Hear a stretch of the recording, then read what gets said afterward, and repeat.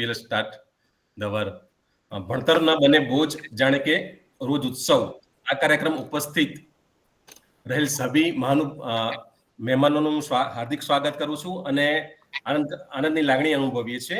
આ ઓનલાઈન મંચ પર આપની ઉપસ્થિતિ એ અમારું સન્માન.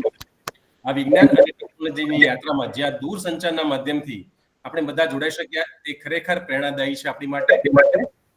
અને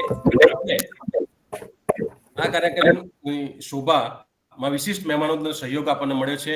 ખાસ કરીને અમારા ગુજરાત રિજનલ કાઉન્સિલ આરસી સેવાના પ્રેસિડેન્ટ પ્રોફેસર પીસી વિનોદ કુમાર સર છે, જોશીપુરા સર છે, વાઇસ પ્રેસિડેન્ટ ભાલોડિયા સર છે અમારી સાથે. અને બીજી અમને આનંદની વાત એ છે કે અમારે હેમચંદ્રાચાર્ય યુનિવર્સિટીના વાઇસ ચાન્સેલર પ્રોફેસર કેસી પોરિયા સર અમારી સાથે છે. અને સાથે સાથે એ પણ કહેવા માંગુ છું કે આજના કાર્યક્રમમાં ખાસ કરીને રેખાબેન અમારી સાથે જનરલ સેક્રેટરી આઈએપીટીના ઉભા છે, જોડાયા છે. બહુ આનંદની વાત થઈ છે. તો સાથે અત્યારે હું સૌથી પહેલા આઈએપીટી પ્રેસિડેન્ટ ઓફ ગુજરાતના પ્રોફેસર પીસી વિનોદ કુમાર સરને વેલકમ સ્પીચ માટે હું ઇન્વાઇટ કરીશ. તો my over to PC Vinod Kumar sir. Thank you, Puneet. It is indeed a great pleasure for me to welcome you all, particularly our General Secretary IEPT National, Megaben, and then our colleague and physics professor, Professor K.C. Poria sir, for this unique program. I hope this program will continue for several reasons. And the teachers, particularly the school to college level teachers who are joining for this program, will really benefit with this group discussions and deliberations. And the whole idea came up with Professor Joshipura's initiative, and special thanks to him for bringing out some of such unique programs that is really useful for the physics teachers community as a whole. With this, I give you back to Puneet for proceeding further. Thank you very much, sir, for inviting. Welcome to all the guests. Now, I would like to invite Hemchandracharya University, our Vice Chancellor, sir, Professor K.C. Poria sir, for some advice how to do એટલે કેવી રીતે આપણને કામ કરશે, કેવી રીતે આપણી કામ કરવાની થોડીક ધગસ કેવી રીતે વધારશે. અમારો જે એમ્પાવર જે છે આ કાર્યક્રમનો એ એમ્પાવર માટે એ લોકો થોડુંક અમને સૂચન કરે એ માટે હું કેસી પુરિયા સાહેબને હું વિનંતી કરીશ થોડુંક 3-4 મિનિટ માટે અમને કંઈક સંબોધન કરે.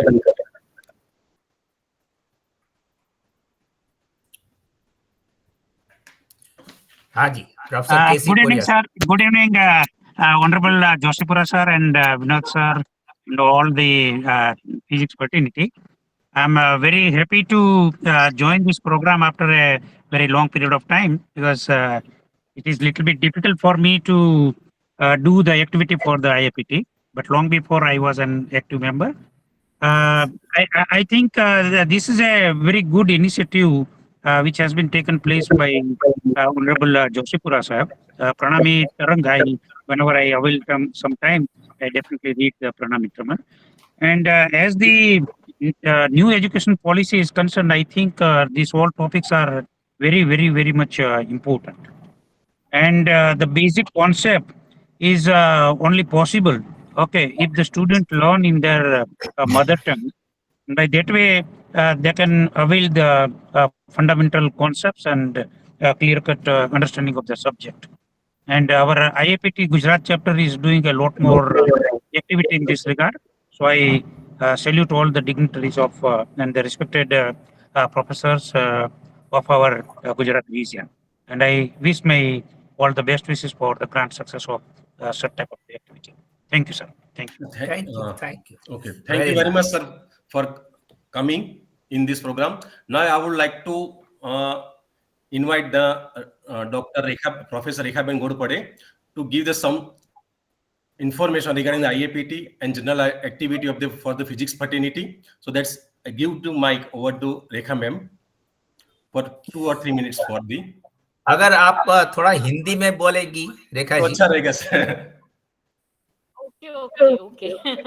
Thank you so much, Punitji, and all the dignitaries, respected K. Joshipura ji, who is actually a motivating force for me to join, actually. PC Vinay Kumar ji and other members of RC07. We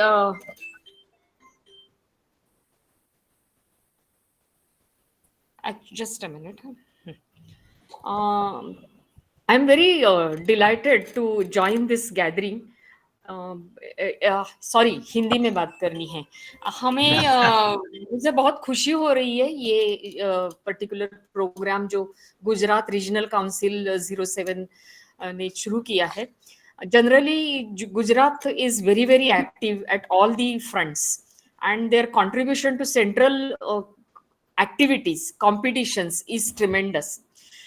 There is a legacy, left behind. Today I remember Professor Pandya, Tushar Pandya ji, because he was very, very lively and he was very instrumental in getting the students and motivating the students for various competitions like national competition for computational physics, national competitions for innovative experiments in physics and essay writing competitions, etc. So I very deeply remember him today. And I'm very happy that other members of the regional council, the current members, are taking the legacy ahead. And they are very ably and aptly guided by Professor K. Joshi. I also place on record the work put in by Professor Madhuben Shah and Professor Shakuntala Neneji and the other people also, Professor Pandya, late Professor Pandya. Their contribution we cannot forget to the IPT. So they are not only actually enriching the only regional people, but also trying to contribute towards the national level also. And they become a role model. Especially, I appreciate the work done by RC7 for the competitions because they conduct the examinations at several levels, the local level, then the district level, zonal level, and the winners of the competitions are sent to the national. So that becomes a very, very prominent example for all RCs to follow, actually. I really appreciate again this program which is going to be there in the local language. Gujarati mein. As I told Joshipura ji, I can understand Gujarati, but I cannot speak Gujarati.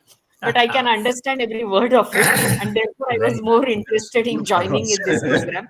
Semiconductor and Bhanatar Navaje Boj. I think it's a very, very important concept. You enjoy it instead of taking a burden. You enjoy it. So I'm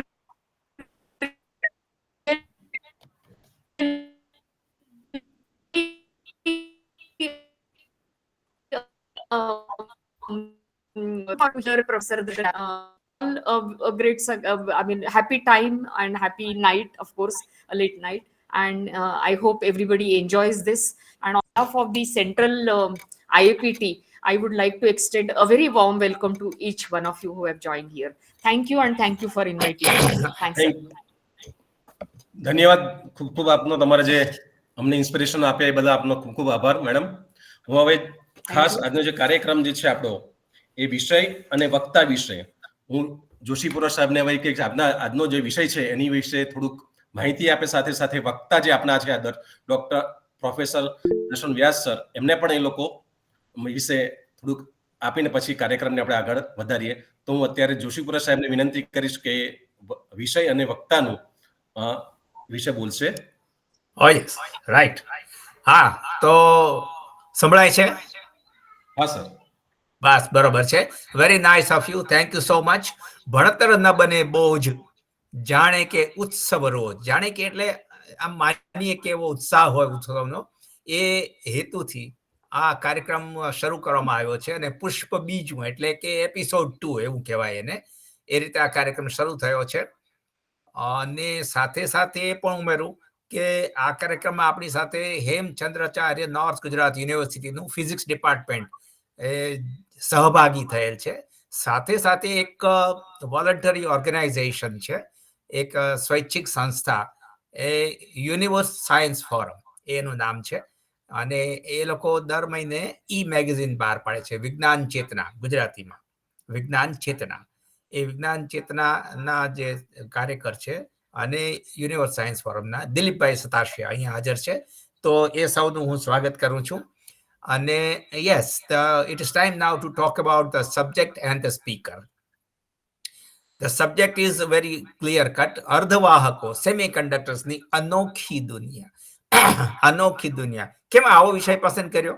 હા, આ કારણ એવું છે કે under the new education policy several changes have taken place. અને ભણતર બોજ છે એમ માનીને કેટલાક અગત્યના ટોપિક્સ રદ કરી નાખવામાં આવ્યા છે.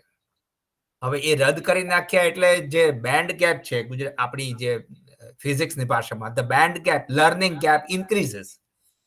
દાખલા તરીકે 19 એટલે કે 2019માં કેમ મારી પાસે એ ટેક્સ્ટ બુક છે 12મા ધોરણની, એની અંદર જે ટોપિક્સ હતા એમાંના ઘણા અત્યારે રદ થયેલા છે.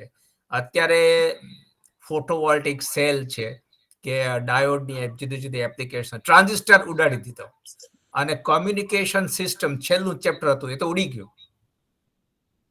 એ બધું જોતા જે નુકસાન થયું છે એને આપણે આ રીતે ભરપાઈ કરીએ કે આપણે શિક્ષકોને પ્રોત્સાહિત કરીએ કે આ બધા અગત્યના ટોપિક્સ છે. સાથે સાથે મને એવો ખ્યાલ છે કે આમાં થોડાક એન્જિનિયરિંગના teachers, engineering physics teachers are also there. So they will know about the band gap, learning gap. આટલા ટોપિક્સ આવ્યા એટલે આપણે આ કાર્યક્રમ રાખ્યો છે.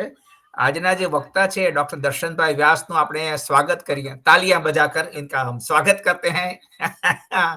ઓકે, તો દર્શનભાઈ, હા, જો બધા તરફથી તાળીઓ આવી રહી છે તો પછી હું પણ કેમ રહી જાઉં, મારા તરફથી પણ તાળીઓ. ઓકે, સો દર્શનભાઈ વ્યાસ છે એ હેમચંદ્રાચાર્ય નોર્થ ગુજરાત યુનિવર્સિટીમાં ફિઝિક્સના પ્રોફેસર છે અને હેડ ઓફ ધ ડિપાર્ટમેન્ટ. હવે મજાની વાત એ છે કે પ્રોફેસર કિશોરભાઈ પોરિયા એ સાઉથ ગુજરાત યુનિવર્સિટીમાં ફિઝિક્સના પ્રોફેસર અને હેડ હતા, અને ત્યાર પછી નોર્થ ગુજરાત યુનિવર્સિટીમાં કુલપતિ શ્રી તરીકે આવ્યા છે. દર્શનભાઈ વ્યાસનો મુખ્ય વિષય, રસનો વિષય ને કાર્યનો વિષય જે છે એ I can say ICT, computer software. એમણે એક કમ્પ્યુટરની ગેમ પણ પ્રચલિત કરી છે, અને આપણું પ્રગામી તરંગ 2024 છે એની અંદર એમણે માઇક્રો પ્રોસેસર, માઇક્રો કંટ્રોલર શું છે એનો એક સરસ રસપ્રદ લેખ પણ આપ્યો છે. અને લોકવિજ્ઞાન કેન્દ્રમાં, દાખલા તરીકે પાટણમાં હમણાં એનો કાર્યક્રમ હતો, લોકવિજ્ઞાન કેન્દ્ર, કમ્યુનિટી સાયન્સ સેન્ટર, એમાં પણ એ આઉટરીચ પ્રોગ્રામ, લોકભોગ્ય વ્યાખ્યાનો આપે છે. તો આ રીતે આપણે એક સરસ વક્તા જે છે અને એમનો વિષય પણ આપણે જોયો એ પ્રમાણે કે અર્ધવાહકોની અનોખી દુનિયા, the exotic world of semiconductors. Rekha बहन जी, ये हमारा एक तरीका ऐसा रहा है कि पहले वी इनवाइट क्वेश्चंस, बाद में शायद उसको कुछ विचार आए ना आए. तो in this program also we have received 2-3 questions which we have passed on to Darshan Bhai, the speaker, and he will include this in his speech. તો આપણે હવે પુનિતભાઈ આજના વક્તા ડોક્ટર દર્શનભાઈ વ્યાસને આમંત્રણ આપીએ. અર્ધવાહકોની અનોખી દુનિયા. Thank you. પ્લીઝ. હેલો હા સાહેબ, આપનું માઇક મ્યુટ. હા, હવે દર્શન સર તમે પ્રેઝન્ટ કરી શકો છો, તમને માટે ઓપન છે. જેને ક્વેશ્ચન્સ પૂછવા છે અત્યારે જો ચેટ બોક્સમાં પૂછે, અને એ પછી આપણે પ્રશ્નોત્તરી રાખી છે દરેક શિક્ષકો માટે, એટલે આપણે પ્રશ્નોત્તરી ટાઈમ, ને જો કોઈ વચ્ચે હોય તો તમારે હેન્ડ રાઇઝ કરીને તમે પૂછી શકો છો. હું દર્શન સરને હવે વિનંતી કરીશ કે આપનું પૂરું પ્રેઝન્ટેશન શરૂ કરે. મારો સ્ક્રીન દેખાય છે? હા સર, કમ્પ્લીટ સર દેખાય છે. તમે ઓકે, બધાને વ્યવસ્થિત દેખાય છે ને સ્ક્રીન? સર તમારું એક મિનિટ છે સર, તમારું જે સ્પીકર છે ને થોડુંક વોલ્યુમ એમાં વધારી દો. ઓકે,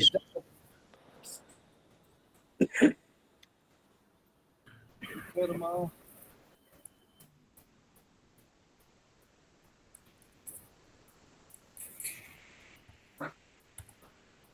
હેલો હેલો હા દર્શનભાઈ. Okay sir, ready. હાજી. હવે પીપીટી દેખાય છે ને બધાને? હા સર. ઓકે. તો આજનો જે વ્યાખ્યાન છે આપણું એ શરૂ કરીએ. તો આજે તો બધા ગુરુજનો ભેગા થયા છે, તો એના માટે સૌથી પહેલા તો આપણે શરૂ કરીએ તો ભગવાન કૃષ્ણને યાદ કરીએ. આદિ શંકરાચાર્યએ જે ભગવાન શ્રી કૃષ્ણ વિશે લખ્યું છે કે મનોજ ગર્વ મોચનમ વિશાલ લોલ લોચનમ વિધૂત ગોપ શોચનમ નમામિ પદ્મલોચનમ નમામિ પદ્મલોચનમ નમામિ પદ્મલોચનમ. હવે આ જે આદિ શંકરાચાર્યએ લખ્યું આ પદ્મલોચનનું જો આપણે ગુજરાતી કરીએ તો પદ્મ એટલે કમલ અને લોચન એટલે નયન, એટલે નમામિ પદ્મલોચનમ. તો આપણા આઈએપીટીના જે પદ્મલોચન છે એને પણ હું નમન કરું છું કે આપણા કમલનયન જોશીપુરા સાહેબ. તો એમને નમન સૌથી પહેલા કરું છું કે સાહેબ આપનો આ વિચાર છે અને એનાથી આપણે આ કાર્યક્રમને વધારીએ છીએ. આગળ વધતા હું નમન કરું છું આપણા હેમચંદ્રાચાર્ય ઉત્તર ગુજરાત યુનિવર્સિટીના કુલપતિ આદરણીય પોરિયા સાહેબને, કે જેઓ મારી વિનંતીને માન આપીને ખાસ આજે પોતાનો સમય ફાળવીને આપણી સાથે જોડાયેલા છે. હું નમન કરું છું પ્રોફેસર પીસી વિનોદ કુમાર સાહેબને, કે જેઓ પણ આઈએપીટી માટે ઘણો બધો ભોગ આપે છે, ઘણું બધું કાર્ય કરે છે અને આપણને સૌને કાયમ પ્રોત્સાહિત કરે છે. I am also thankful to Punitbhai Suthar, Hiteshbhai Modi, Dilipbhai Satashiya, Rekhaben જે આપણી સાથે જોડાયા છે, એમનો ભાલવડિયા સાહેબ પણ આપણી સાથે જોડાયા છે, અને તમામ વિદ્વાન શિક્ષકો કે જેઓ આજે અહીંયા આપણી સાથે ઉપસ્થિત છે. આપ સૌને હું આવકારું છું. હવે આજનો જે આ કાર્યક્રમ છે કે જે જોશીપુરા સાહેબને એક વિચાર આવ્યો અને એના ઉપરથી આપણે આગળ વધીએ છીએ કે અર્ધવાહકોની તો આ અર્ધવાહકો વિશે એક થોડીક નાનકડી ટિપ્પણી કરી દઉં કે અર્ધવાહકની હિસ્ટ્રી જો મારી લાઈફમાં હોય તો 1962ની અંદર જ્યારે મારા ફાધરનું એમએસસી પૂરું થયું અને 1963માં જ્યારે ભાવનગરની ભાવસિંગી પોલિટેકનિકમાં અધ્યાપક તરીકે જોડાયા, ત્યારે એ જમાનો તો વાય ટેકનોલોજીનો હતો. જોશીપુરા સાહેબ અને પોરિયા સાહેબ અને વિનોદ કુમાર સાહેબને ખબર હશે કે ત્યારે વાય ટેકનોલોજીનો જમાનો હતો.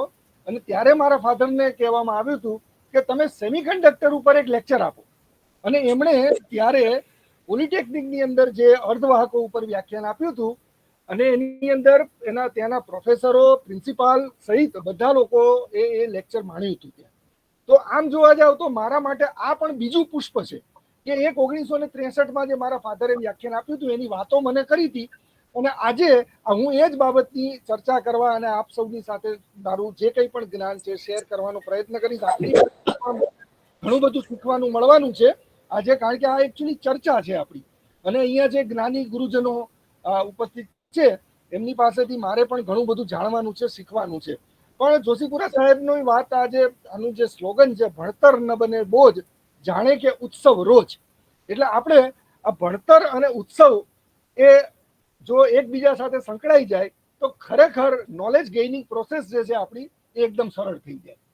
હવે આપણે અર્ધવાહકની જો ચર્ચા કરીએ તો આપણે થોડુંક એની હિસ્ટ્રી જો જોઈએ તો 1897ની અંદર આપણે સૌ જાણીએ છીએ કે જે થોમ્સન એને ત્યારે ઇલેક્ટ્રોનને આઈડેન્ટિફાઈ કર્યો અને ખબર પડી કે આ એક ઇલેક્ટ્રોન નામની કોઈ ચીજ છે કે જે ઘણા બધા, હવે એ ઇલેક્ટ્રોન તો શોધ્યો અને એ ઇલેક્ટ્રોન ઉપરથી આખી ઇલેક્ટ્રોનિક્સ બ્રાન્ચ આપણી આખી, અને એની અંદર જ સેમિકન્ડક્ટરની વાત આપણે ચર્ચા કરીએ છીએ.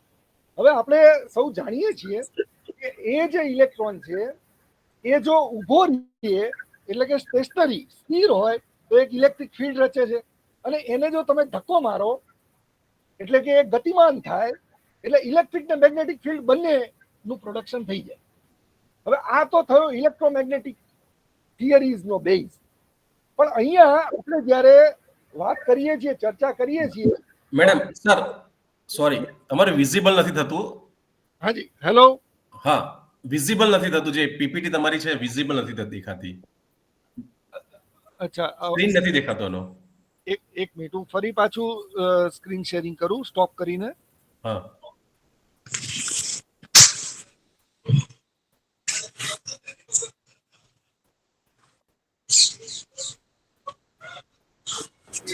સર સ્ક્રીન શેરિંગ ચાલુ જ હતું, ખાલી પીપીટી નું ટેબ હા રેડી, હવે આવી ગયું. આવ્યું? આવી ગયું સર. બસ સર હવે આવી ગયું છે હવે ને હાજી. રેડી છે હવે. ઓકે, ફૂલ સ્ક્રીન કરવું પડશે. આ ફૂલ સ્ક્રીન મેં કરી દીધી છે અહીંયાથી. આઈ એમ ઓન ફૂલ સ્ક્રીન. નથી દેખાતું સાહેબ. ઓકે, હવે તમારા મોબાઈલ માંથી કરી શકો. મોબાઈલ માંથી ફૂલ સ્ક્રીન કરો. હા, સ્ક્રીનમાં નહીં દેખાતું ભાઈ. હેલો. દર્શનભાઈ, હાજી. સ્ક્રીન શેર નહીં થતો. ના, સ્ક્રીન શેર ચાલુ છે સર. સ્ક્રીન શેર તો છે પણ ફૂલ સ્ક્રીન નથી. મોબાઈલમાં ફૂલ સ્ક્રીન આવી જાય છે, મારા મોબાઈલમાં તો આવી ગયું, મેં જોઈ લીધું. સ્ક્વેર હોય ને, square button right side bottom side પર કરો ક્લિક. દર્શકને જે છે બાજુમાં ફૂલ સ્ક્રીન ટચ કરો, લેપટોપમાં જ કે પીસીમાં.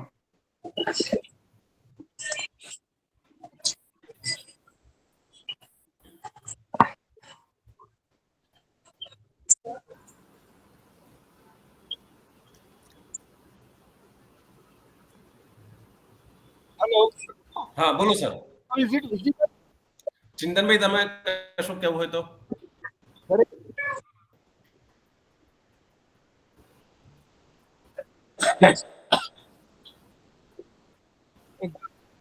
લેપટોપમાં હોય તો સાહેબ F5 દબાવી દેવો એટલે શોર્ટકટમાં થઈ જશે ચાલુ. લેપટોપમાં હોય તો હા, એટલે share as entire screen. Entire screen. Okay. અત્યારે સ્ક્રીન શેરિંગ બંધ છે તમારું. હવે દેખાય છે? હવે એન્ટાયર સ્ક્રીન શેરિંગ કરી. હા, આવી ગયું સર. આવી ગયું. આવી ગયું સર. આવી ગયું. Yes ready.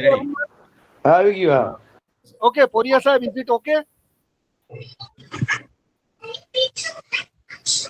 હા દેખાય છે દર્શનભાઈ. Okay fine. તો ઇલેક્ટ્રોનની કે ઇલેક્ટ્રોન ગતિમાં આવ્યો અને એને ઘણા બધા જાદુ ચાલુ કરી દીધા. હવે પ્રશ્ન એ હતો કે આને ગતિમાન કરવો કેમ? કારણ કે ઇલેક્ટ્રોન ને જે બળ લગાડવાનું છે એ કોઈ ફિઝિકલ આપણે ધક્કો મારીને તો લગાડી નથી શકાતું. એટલે એના માટેના જે સંશોધનો થયા અને એની અંદર ઈએમએફ પ્રોડ્યુસ કરવા માટે બેટરીઝના સંશોધનો ચાલુ થઈ ગયા. હવે બેટરી અને કરંટ આના ઘણા બધા સંશોધનો થયા અને એની અંદર આપણે જાણીએ છીએ કે ટંગસ્ટનમાંથી લાઇટે આપણે પ્રોડ્યુસ કરી અને એના પણ ઘણા બધા સંશોધનો થયા. પણ ટૂંકમાં પ્રશ્ન એ આવ્યો કે કયા મટીરિયલમાંથી ઇલેક્ટ્રોન પસાર થાય છે અને ક્યાંથી નથી થતો. એટલે આપણે જાણીએ છીએ કે જેમાંથી એ સરળતાથી પસાર થાય એને આપણે નામ આપ્યું કંડક્ટર, અને જેમાં એ સરળતાથી પસાર ન થયો એને આપણે નામ આપ્યું ઇન્સ્યુલેટર.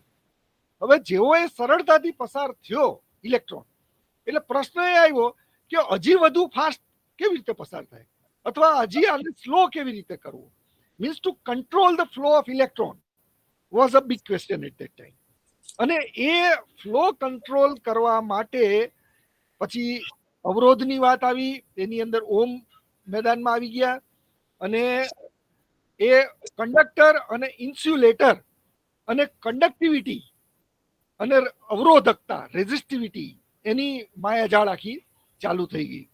અને ત્યાર પછી જ્યારે કરંટનું માપન કરવાની વાત આવી એટલે એમ્પિયરની વ્યાખ્યા પણ આવી આપણી પાસે કે આટલા કુલમ્બનો વિદ્યુત ભાર જો આમ જાય તો એને આટલો કરંટ ગણવો.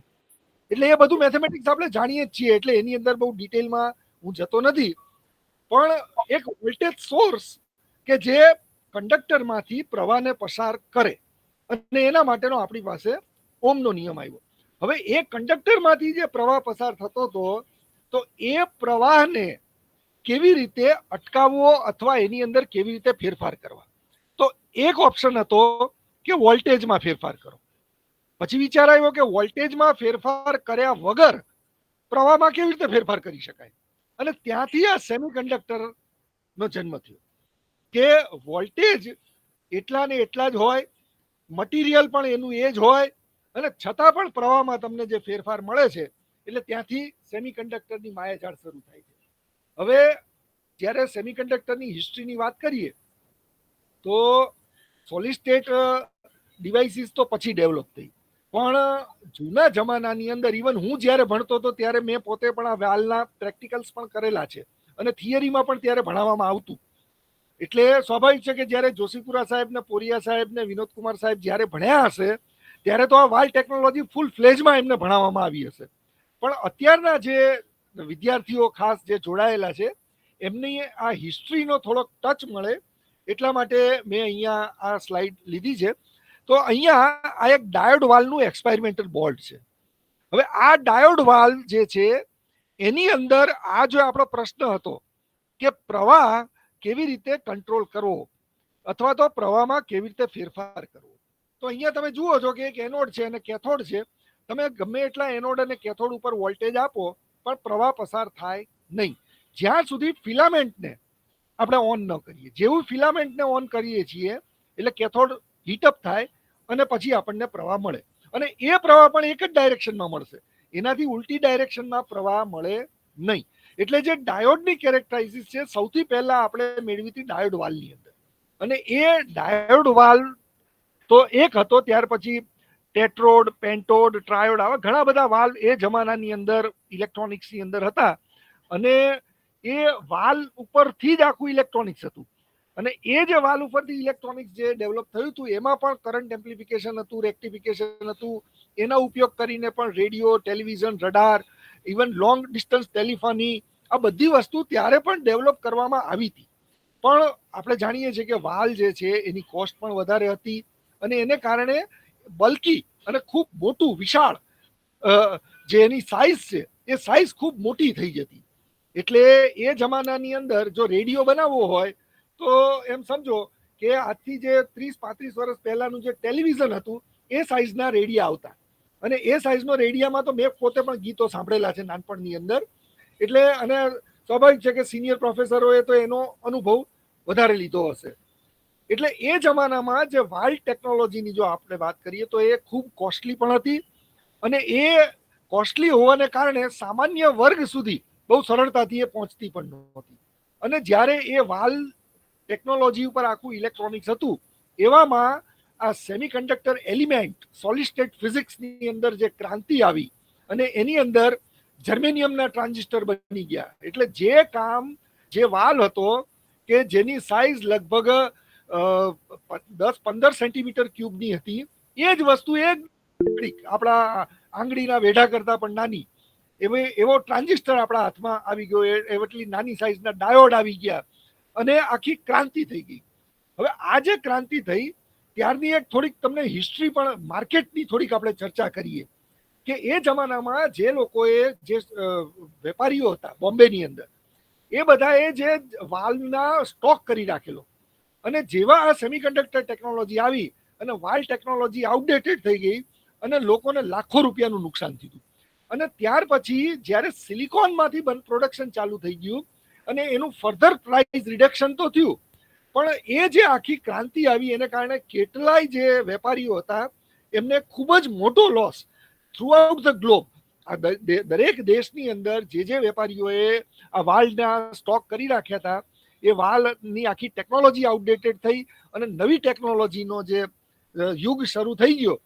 એટલે એ સિલિકોન અને જર્મેનિયમ આ બે એવી વસ્તુઓ બજારની અંદર મળી ગઈ એટલે કે રિસર્ચ વાળાના હાથમાં આવી ગઈ કે જેનાથી જુદી જુદી માયાજાળ આખી ચાલુ કરી દીધી છે. હવે એ જે સેમિકન્ડક્ટર છે એના પણ બેઝિકલી બે ભાગ પડે છે. એક છે એલિમેન્ટલ સેમિકન્ડક્ટર અને બીજું છે કમ્પાઉન્ડ સેમિકન્ડક્ટર. આપણે સેમિકન્ડક્ટર તરીકે ખાલી સિલિકોન અને જર્મેનિયમને ઓળખીએ છીએ કે ભાઈ સિલિકોન છે અને જર્મેનિયમ છે આ બે સેમિકન્ડક્ટર છે. બેઝિકલી એ કેમેસ્ટ્રીની દ્રષ્ટિએ જોઈએ મટીરિયલ સાયન્સ અને કેમેસ્ટ્રીની અંદર તો એ સમૂહ 4 ની અંદર એ જે રહેલા છે અને એટલે એને એલિમેન્ટલ સેમિકન્ડક્ટર કહેવાય. એના આપણે સૌ જાણીએ જ છીએ કે એના આઉટર મોસ્ટ ઓર્બિટની અંદર આપણી પાસે 4 ફ્રી ઇલેક્ટ્રોન હોય અને એને કારણે 4 સહસંયોજક બંધ બનાવી શકે એટલે એને સમૂહ 4 ની અંદર મૂકેલા. હવે ત્યાર પછી જે રિસર્ચ થઈ અને કમ્પાઉન્ડ સેમિકન્ડક્ટરનો જમાનો આવ્યો. હવે કમ્પાઉન્ડ સેમિકન્ડક્ટરની અંદર એણે એક એલિમેન્ટ લીધું સમૂહ 3 માંથી અને બીજું એલિમેન્ટ લીધું સમૂહ 5 માંથી એટલે ગેલિયમ અને આર્સેનાઇડ બેને ભેગા કરી અને પણ સેમિકન્ડક્ટર બનાવી દીધું અને એને નામ આપ્યું કમ્પાઉન્ડ સેમિકન્ડક્ટર. એટલે એ જે કેટેગરી છે it is a compound semiconductor. એટલે એલિમેન્ટલ સેમિકન્ડક્ટર જે છે સિલિકોન અને જર્મેનિયમ એ બેઝિક સેમિકન્ડક્ટર હતા જ અને છે પણ ખરા, પણ ત્યાર પછી જે કમ્પાઉન્ડ સેમિકન્ડક્ટરનો જમાનો જે શરૂ થયો અને એની અંદર જો અત્યારે આપણે જોઈએ તો અત્યારે તો ઘણા બધા એડવાન્સ કમ્પાઉન્ડ સેમિકન્ડક્ટર્સ થઈ ગયા છે કે જેની અંદર indium gallium nitrite, aluminium gallium, indium phosphate, indium tin oxide, અને આ તો એવા છે કે જે આપણે સરળતાથી ઇન્ટરનેટ ઉપર શોધી શકીએ છીએ. જે ખરેખર અત્યારે જે મોટી મોટી કંપનીઓ જે આ OLED ને બધી જે સેમિકન્ડક્ટર્સ બનાવે છે એ બધા સેમિકન્ડક્ટર એમણે પોતે ડેવલપ કરેલા તેમના પેટન્ટેડ સેમિકન્ડક્ટર્સ છે કે જે સેમિકન્ડક્ટરમાં કયું મટીરિયલ વાપરે છે એ લોકો દુનિયાને કહેતા પણ નથી, અને એના ઉપરથી એ આખા જુદા જુદા એમના પોતાના જ કમ્પાઉન્ડ સેમિકન્ડક્ટર હોય ને. એટલે આપણે જે અત્યારે આપણને વોટ્સએપની અંદર ઘણા બધા વિડીયો દેખાય છે કે હવે તો આખી ફ્લેક્સિબલ ડિસ્પ્લે તમને જોવા મળે છે કે પ્લાસ્ટિકની એક થેલીની અંદર તમને ટીવી જોવા મળે છે. હવે આ જે આખું રિવોલ્યુશન આવ્યું છે એ સેમિકન્ડક્ટરને આભારી છે. અને એમ સમજો કે અત્યારે આપણા પ્રધાનમંત્રીએ સેમિકોન 2024 એનું હમણાં જ ઉદ્ઘાટન કર્યું, અને હવે આપણે તો એ દિશામાં પહેલું સ્ટેપ ભરવા જઈ રહ્યા છીએ કે હવે વિશ્વની મોટી મોટી કંપનીઓ પણ આપણે ત્યાં આવી અને આપણે સેમિકન્ડક્ટરની દિશામાં આગળ વધવાનું સ્વપ્ન તો છે આપણું, પણ એના માટે જે જોશીપુરા સાહેબની ચિંતા છે એ પણ ખૂબ જ જરૂરી છે કે જો એના માટેનો મેન પાવર પ્રોડ્યુસ નહીં કરી શકીએ આપણે દેશની અંદર તો આ વારસો સંભાળશે કોણ? એટલે દુનિયા છે એ ઘણી બધી આગળ છે અને આપણે એની પાછળ હવે દોડવાનું છે, ચાલવાથી કામ થવાનું નથી. એટલે અહીંયા થોડુંક એની હવે સેમિકન્ડક્ટરની આપણે જે વાત કરીએ છીએ તો એની અંદર જે ફંડામેન્ટલ સેમિકન્ડક્ટર આપણે વાત કરીએ કે સિલિકોન અથવા જર્મેનિયમ, તો આપણે જાણીએ છીએ કે એ સિલિકોન અથવા જર્મેનિયમની અંદર 4 સહસંયોજક બંધની ક્ષમતા હોય છે. એટલે એ અહીંયા તમે સ્ક્રીન ઉપર જોઈ શકો છો કે દરેક સિલિકોનનો એટમ એ 4 એટમની સાથે જોડાયેલો છે. હવે આ જે રચના છે એ T બરાબર 0 ડિગ્રી કેલ્વિન પર છે. એટલે T બરાબર 0 ડિગ્રી કેલ્વિન હોય એટલે બધા જ ઇલેક્ટ્રોન પ્રોટોન બધા જ ડાયડબરા થઈ અને શાંત બેઠેલા હોય છે. પણ જેમ જેમ ટેમ્પરેચર વધે એમ આ બધાનો ઉપદ્રવ પણ વધે અને એ જે ઇલેક્ટ્રોન્સ છે એટમ છે એ બધાની અંદર વાઇબ્રેશન્સ ચાલુ થઈ જાય ટેમ્પરેચરની સાથે. હવે એ જે વાઇબ્રેશન્સ ચાલુ થાય એટલે ધીમે ધીમે ધીમે ધીમે ધીમે ધીમે જે પેલા નીચે ઇલેક્ટ્રોન છે એને જેમ જેમ વાઇબ્રેશન્સ વધે અને એનર્જી વધે એટલે એ એના જે ન્યુક્લિયસ છે ન્યુક્લિયસથી દૂર જવા માંડે અને ન્યુક્લિયસથી દૂર જાય એટલે એ પછી એના બધા ખેલ શરૂ કરે. હવે એ જે ખેલ શરૂ કરે એમાં શું કરે તો જે પહેલા જે વસ્તુ T બરાબર 0 ડિગ્રીએ જેમાંથી કોઈ પ્રવાહ પસાર નતો થઈ શકતો, જેની પાસે કોઈ કન્ડક્ટિવિટી નહોતી, એ જ વસ્તુ રૂમ ટેમ્પરેચરે કન્ડક્ટિવિટી વાળી થઈ જાય એટલે એમાંથી પ્રવાહ પસાર થઈ શકે. એટલે the conductivity become the function of temperature. Temperature આધારિત ફંક્શન આપણને મળ્યું કે જે આપણને વાલમાં પણ મળતું હતું કે પેલી ફિલામેન્ટ હીટ અપ થાય અને પછી પ્રવાહ પસાર થાય. એટલે એવું જ કંઈક ટેમ્પરેચર આધારિત ફંક્શન અહીંયા પણ સેમિકન્ડક્ટરની અંદર પ્રાપ્ત થયું. હવે કેટલા ટેમ્પરેચરે કેટલો પ્રવાહ મળે એનો બધો જવાબ પાછો સોલિડ સ્ટેટ ફિઝિક્સની અંદર મળે કે ભાઈ એનો એનર્જી બેન્ડ ગેપ કેટલો છે, કારણ કે એનર્જી બેન્ડ ગેપ એ ખૂબ અગત્યની માયાજાળ છે. એટલે અહીંયા એક ચિત્ર આપ્યું છે થોડું સમજવા પૂરતું કે જે એનર્જી બેન્ડ ગેપ છે, આપણે બધા આ એનર્જી બેન્ડ ગેપને બધું ભણી ગયા છીએ એટલે એને બહુ જ ઝડપથી હું થોડું સમજાવવાનો પ્રયત્ન કરું છું કે બેઝિકલી હવે આપણે મેટલ અને ઇન્સ્યુલેટર 2 ભાગ પાડ્યા હતા કે વાહક અને અવાહક. હવે એની વચ્ચે એક ત્રીજી વસ્તુ આવી ગઈ કે જે છે અર્ધવાહક કે જેને આપણે સેમિકન્ડક્ટર કહ્યું. હવે આપણે આ જે બેન્ડ સ્ટ્રક્ચર જે છે એની અંદર આપણે જોઈએ છીએ કે કન્ડક્શન બેન્ડ છે અને વેલેન્સ બેન્ડ છે, અને આ કન્ડક્શન બેન્ડ અને વેલેન્સ બેન્ડની વચ્ચે આપણને બેન્ડ ગેપ દેખાય છે. હવે જ્યારે આપણે જો મેટલની વાત કરીએ છીએ તો મેટલની અંદર ધીસ આર ઓવરલેપ એટલે કન્ડક્શન બેન્ડ અને વેલેન્સ બેન્ડ બે એકબીજામાં મિક્સ થઈ ગયેલા જોવા મળે છે. એટલે મેટલની પાસે number of free electrons more than sufficient છે એટલે એને કોઈ ચિંતા નથી. જેવા થોડાક વોલ્ટેજ આપો ઇલેક્ટ્રોન દોડવાનું શરૂ કરી દે. હવે બીજી વસ્તુ ઇન્સ્યુલેટર કે જેની અંદર બેન્ડ ગેપ છે, જ્યાં સુધી ઇલેક્ટ્રોન કન્ડક્શન બેન્ડમાં પહોંચે નહીં ત્યાં સુધી એ દોડશે નહીં તો કરંટ આપશે નહીં, અને એ કરંટ માટે ઇલેક્ટ્રોનને ઉપર જવાનું એ બેન્ડ ગેપની સાઇઝ એટલી બધી મોટી હોય ઇન્સ્યુલેટરની અંદર કે એ જે ઇલેક્ટ્રોન છે એ કન્ડક્શન બેન્ડ સુધી પહોંચી નથી શકતો અને એને કારણે એમાં પ્રવાહ મળતો નથી. પણ જ્યારે આપણે બેની વચ્ચે જે સેમિકન્ડક્ટર છે એની જો વાત કરીએ તો એ સેમિકન્ડક્ટરની અંદર ઇવન નોર્મલ ટેમ્પરેચરે, ઇવન રૂમ ટેમ્પરેચરે પણ જે વેલેન્સ બેન્ડના ઇલેક્ટ્રોન્સ છે કન્ડક્શન બેન્ડની અંદર પોઝિશન ધારણ કરી લેશે અને પછી દોડાદોડી ચાલુ કરી દેશે. હવે એ જે દોડાદોડી ચાલુ કરશે એટલે એને બહુ જ સરળતાથી તમે કરંટમાં પરિવર્તિત કરી શકો અને એ સેમિકન્ડક્ટર જે છે એ કન્ડક્ટર તરીકે કામગીરી શરૂ કરી દે. હવે એ જે કન્ડક્ટર તરીકે કામગીરી શરૂ કરે એટલે જુઓ અહીંયા ડાયાગ્રામ બતાવ્યો છે કે જ્યારે ટી બરાબર એવું ટેમ્પરેચર આવે કે which is greater than 0 degree kelvin એટલે જે એની અંદરના જે કોવેલેન્ટ બોન્ડ્સ છે એ કોવેલેન્ટ બોન્ડનું બ્રેકઅપ થાય, ઇલેક્ટ્રોન થોડાક ફ્રી થાય, ઉપર કન્ડક્શન બેન્ડમાં જાય અને દોડાદોડી શરૂ કરી દે. અને એટલે જે 0 ડિગ્રી કેલ્વિને જે બધું સમૂહ સૂત્રનું અને ડાયોડમરું હતું, ઇન્સ્યુલેટર હતું, it has now become a conductor. એટલે આ એક જે કેરેક્ટરાઇસિસ જે સિલિકોન અને જર્મેનિયમમાં મળી, it is a very important to note. હવે અહીંયા આપણે વાત કરીએ સૌથી પહેલા પ્યોર સેમિકન્ડક્ટર કે જે સિલિકોન અને જર્મેનિયમ જ્યારે એની અંદર કોઈ ઇમ્પ્યોરિટી નથી ત્યારે આપણે એને પ્યોર સેમિકન્ડક્ટર કહીએ છીએ. ત્યાં પ્યોર સેમિકન્ડક્ટર જે છે એની અંદર ફ્રી ઇલેક્ટ્રોન્સ પણ હોય છે, એની અંદર ફ્રી હોલ્સ પણ હોય છે, કારણ કે જ્યારે એક ઇલેક્ટ્રોન ઉપર જાય તો એની પાછળ એક હોલ પણ છોડતો જાય છે. અને આપણે સ્ટેટ ફિઝિક્સમાં ભણ્યા જ છીએ કે ઇલેક્ટ્રોન અને હોલ બે ભેગા થઈ અને આપણને પ્રવાહ આપે છે.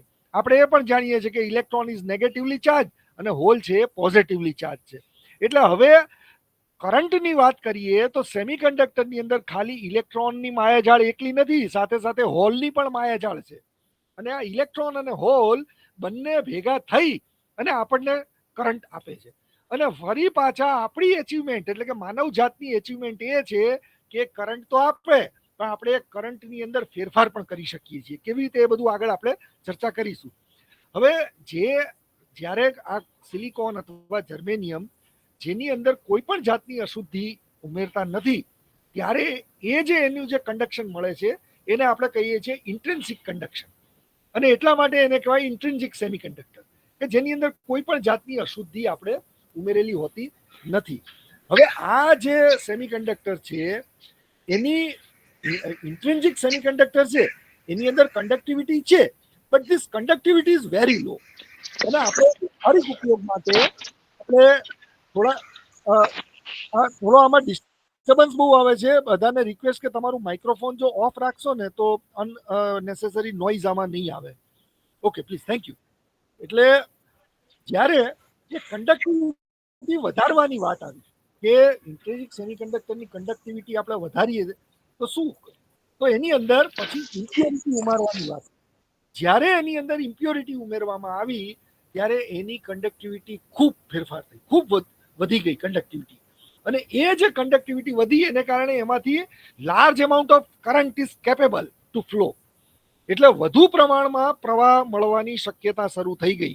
અને જ્યારે વધુ મોટા પ્રવાહની શક્યતા શરૂ થઈ ગઈ ડોપિંગ સાથે એટલે ત્યાંથી નવી દિશા આખી ખુલી ગઈ.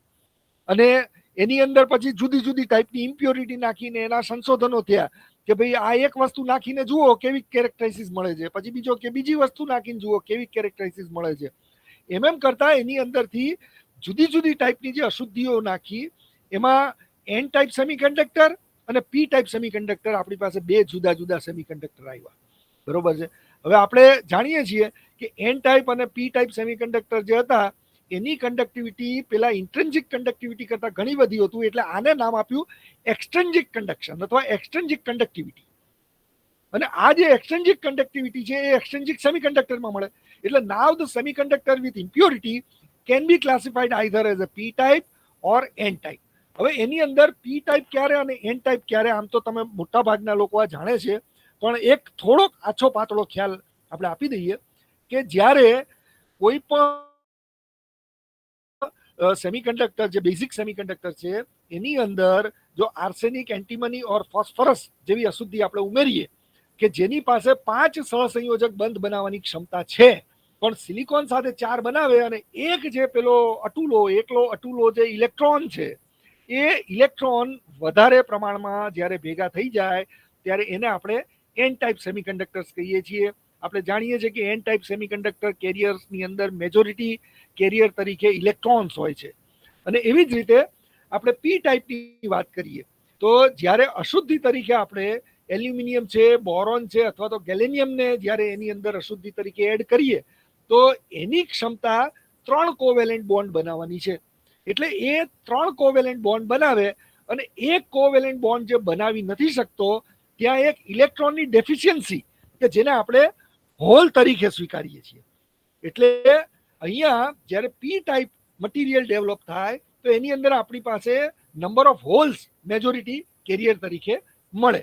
હવે આ બધું જે એનું મેથેમેટિક્સ છે એ બધું આપણે ભણી ગયા છે સોલિડ સ્ટેટ ફિઝિક્સની અંદર કે N type material, P type material, પછી એ બંનેને આપણે જ્યારે ભેગા કરીએ છીએ એટલે કે પી ટાઈપ અને એન ટાઈપ મટીરિયલને જ્યારે ભેગા કરીએ ત્યારે જે પેલા આડા આવડા ફરતા બધા જે ઇલેક્ટ્રોન્સ છે કે જેને આપણે કહીએ ડ્રિફ્ટ વેલોસિટી કે જે મન ફાવે એ દિશામાં દોડ કરતા હોય એ ડ્રિફ્ટમાંથી જેવા પી અને એન ભેગા થાય એટલે જે નજીકના છે એનું ડિફ્યુઝન ચાલુ થાય.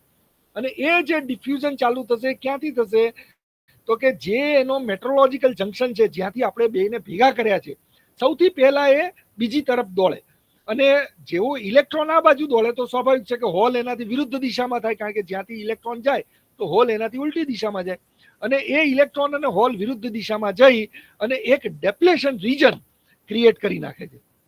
એટલે આ જે ડેપ્લેશન રીજન આપણે ફિગરની અંદર જોઈએ છીએ એ ડેપ્લેશન રીજનની અંદર એક બાજુ તમે જુઓ કે પી ટાઈપનું મટીરિયલ છે એની સામેની બાજુ એન ટાઈપનું મટીરિયલ છે અને જ્યારે એને ભેગા કર્યા છે ત્યારે there is a space charge region જેને આપણે કહીએ છીએ. This is actually a depletion region અને એની અંદર ડિફ્યુઝનને કારણે પી ટાઈપની અંદર આપણને ઇલેક્ટ્રોન દેખાય છે અને એન ટાઈપની અંદર આપણને હોલ દેખાય છે. એટલે આ જે ડિફ્યુઝન થયું એને કારણે એક ડેપ્લેશન રીજન તૈયાર થઈ ગયું અને એને કારણે પછી જ્યારે એને આપણે વોલ્ટેજ આપીએ એટલે એ વોલ્ટેજની અંદર પછી હવે પ્રવાહ ક્યારે ફ્લો થશે ક્યારે ફ્લો નહીં થાય અને એની જે ડાયોડની કેરેક્ટરાઇઝિસ છે યુનિ ડાયરેક્શનલ કેરેક્ટરાઇઝિસ જેને આપણે કહીએ એની આપણને અહીંયા બેનિફિટ મળશે. એટલે જે અહીંયા તમે જુઓ કે એક બેટરી લગાડી છે બેટરીના પોઝિટિવને જ્યારે પી સાથે લગાડીએ અને નેગેટિવને એન સાથે લગાડીએ એટલે કે એ વોલ્ટેજ જ્યારે આપણે જો ફોરવર્ડ બાયસની અંદર વોલ્ટેજ આપીશું ત્યારે આપણે જાણીએ છીએ કે જે ડેપ્લેશન રીજન છે એ ધીમે ધીમે નાનું થશે ઇટ વિલ બી શ્રિંક અને એમાંથી વધુ પ્રવાહ આપણને મળશે એટલે ફોરવર્ડ બાયસની અંદર પ્રવાહ પસાર થશે. હવે એ જ એને જ જો આપણે ઉલટું કરી નાખીએ એટલે કે પી ને જો નેગેટિવ ટર્મિનલ કનેક્ટ કરીએ અને એનની સાથે પોઝિટિવ ટર્મિનલ કનેક્ટ કરી દઈએ તો એ સંજોગોની અંદર જે ડેપ્લેશન રીજન છે એની વિડ્થ વધશે પણ એમાંથી પ્રવાહ મળશે નહીં. એટલે એક બાજુ પ્રવાહ મળશે એક બાજુ પ્રવાહ મળશે નહીં અને જે થોડો ઘણો પ્રવાહ મળે this is also because of impurity કે જેને આપણે ટેકનિકલ ભાષામાં કહીએ છીએ માઇનોરિટી ચાર્જ કેરિયર્સ કે મેજોરિટી ચાર્જ કેરિયરની સાથે જે બીજી અશુદ્ધિઓના જે માઇનોરિટી ચાર્જ કેરિયર્સ હોય છે એને કારણે થોડો ઘણો પ્રવાહ મળે પણ બંનેની વચ્ચે જે પ્રવાહનો ડિફરન્સ મળશે કે ફોરવર્ડ બાયસની અંદર જે પ્રવાહ મળે છે મિલી એમ્પિયરમાં તો રિવર્સ બાયસની અંદર પ્રવાહ મળે માઇક્રો એમ્પિયરમાં. આ કેરેક્ટરાઇઝિસ આપણે ખૂબ સ્ટડી કર્યો છે કે ફોરવર્ડ બાયસની અંદર જ્યારે આપણે એને વોલ્ટેજ આપીએ ત્યારે શરૂઆતની અંદર જ્યાં સુધી ડેપ્લેશન રીજન શ્રિંક નહીં થઈ જાય ત્યાં સુધી ઝીરો પ્રવાહ મળશે અને જેવું ડેપ્લેશન રીજન શ્રિંક થઈ જાય એટલે તરત જ કરંટ એક્સપોનેન્શિયલ ગ્રો શરૂ થઈ જાય અને it is in the region of milli ampere.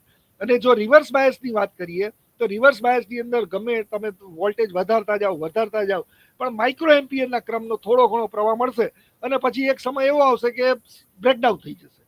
એટલે એ જે કેરેક્ટરાઇઝિસ છે આ પીએન જંકશન ડાયોડની કેરેક્ટરાઇઝિસ આ કેરેક્ટરાઇઝિસ આપણને પેલા વાલ જેવી જ મળી જે વાલની કેરેક્ટરાઇઝિસ હતી.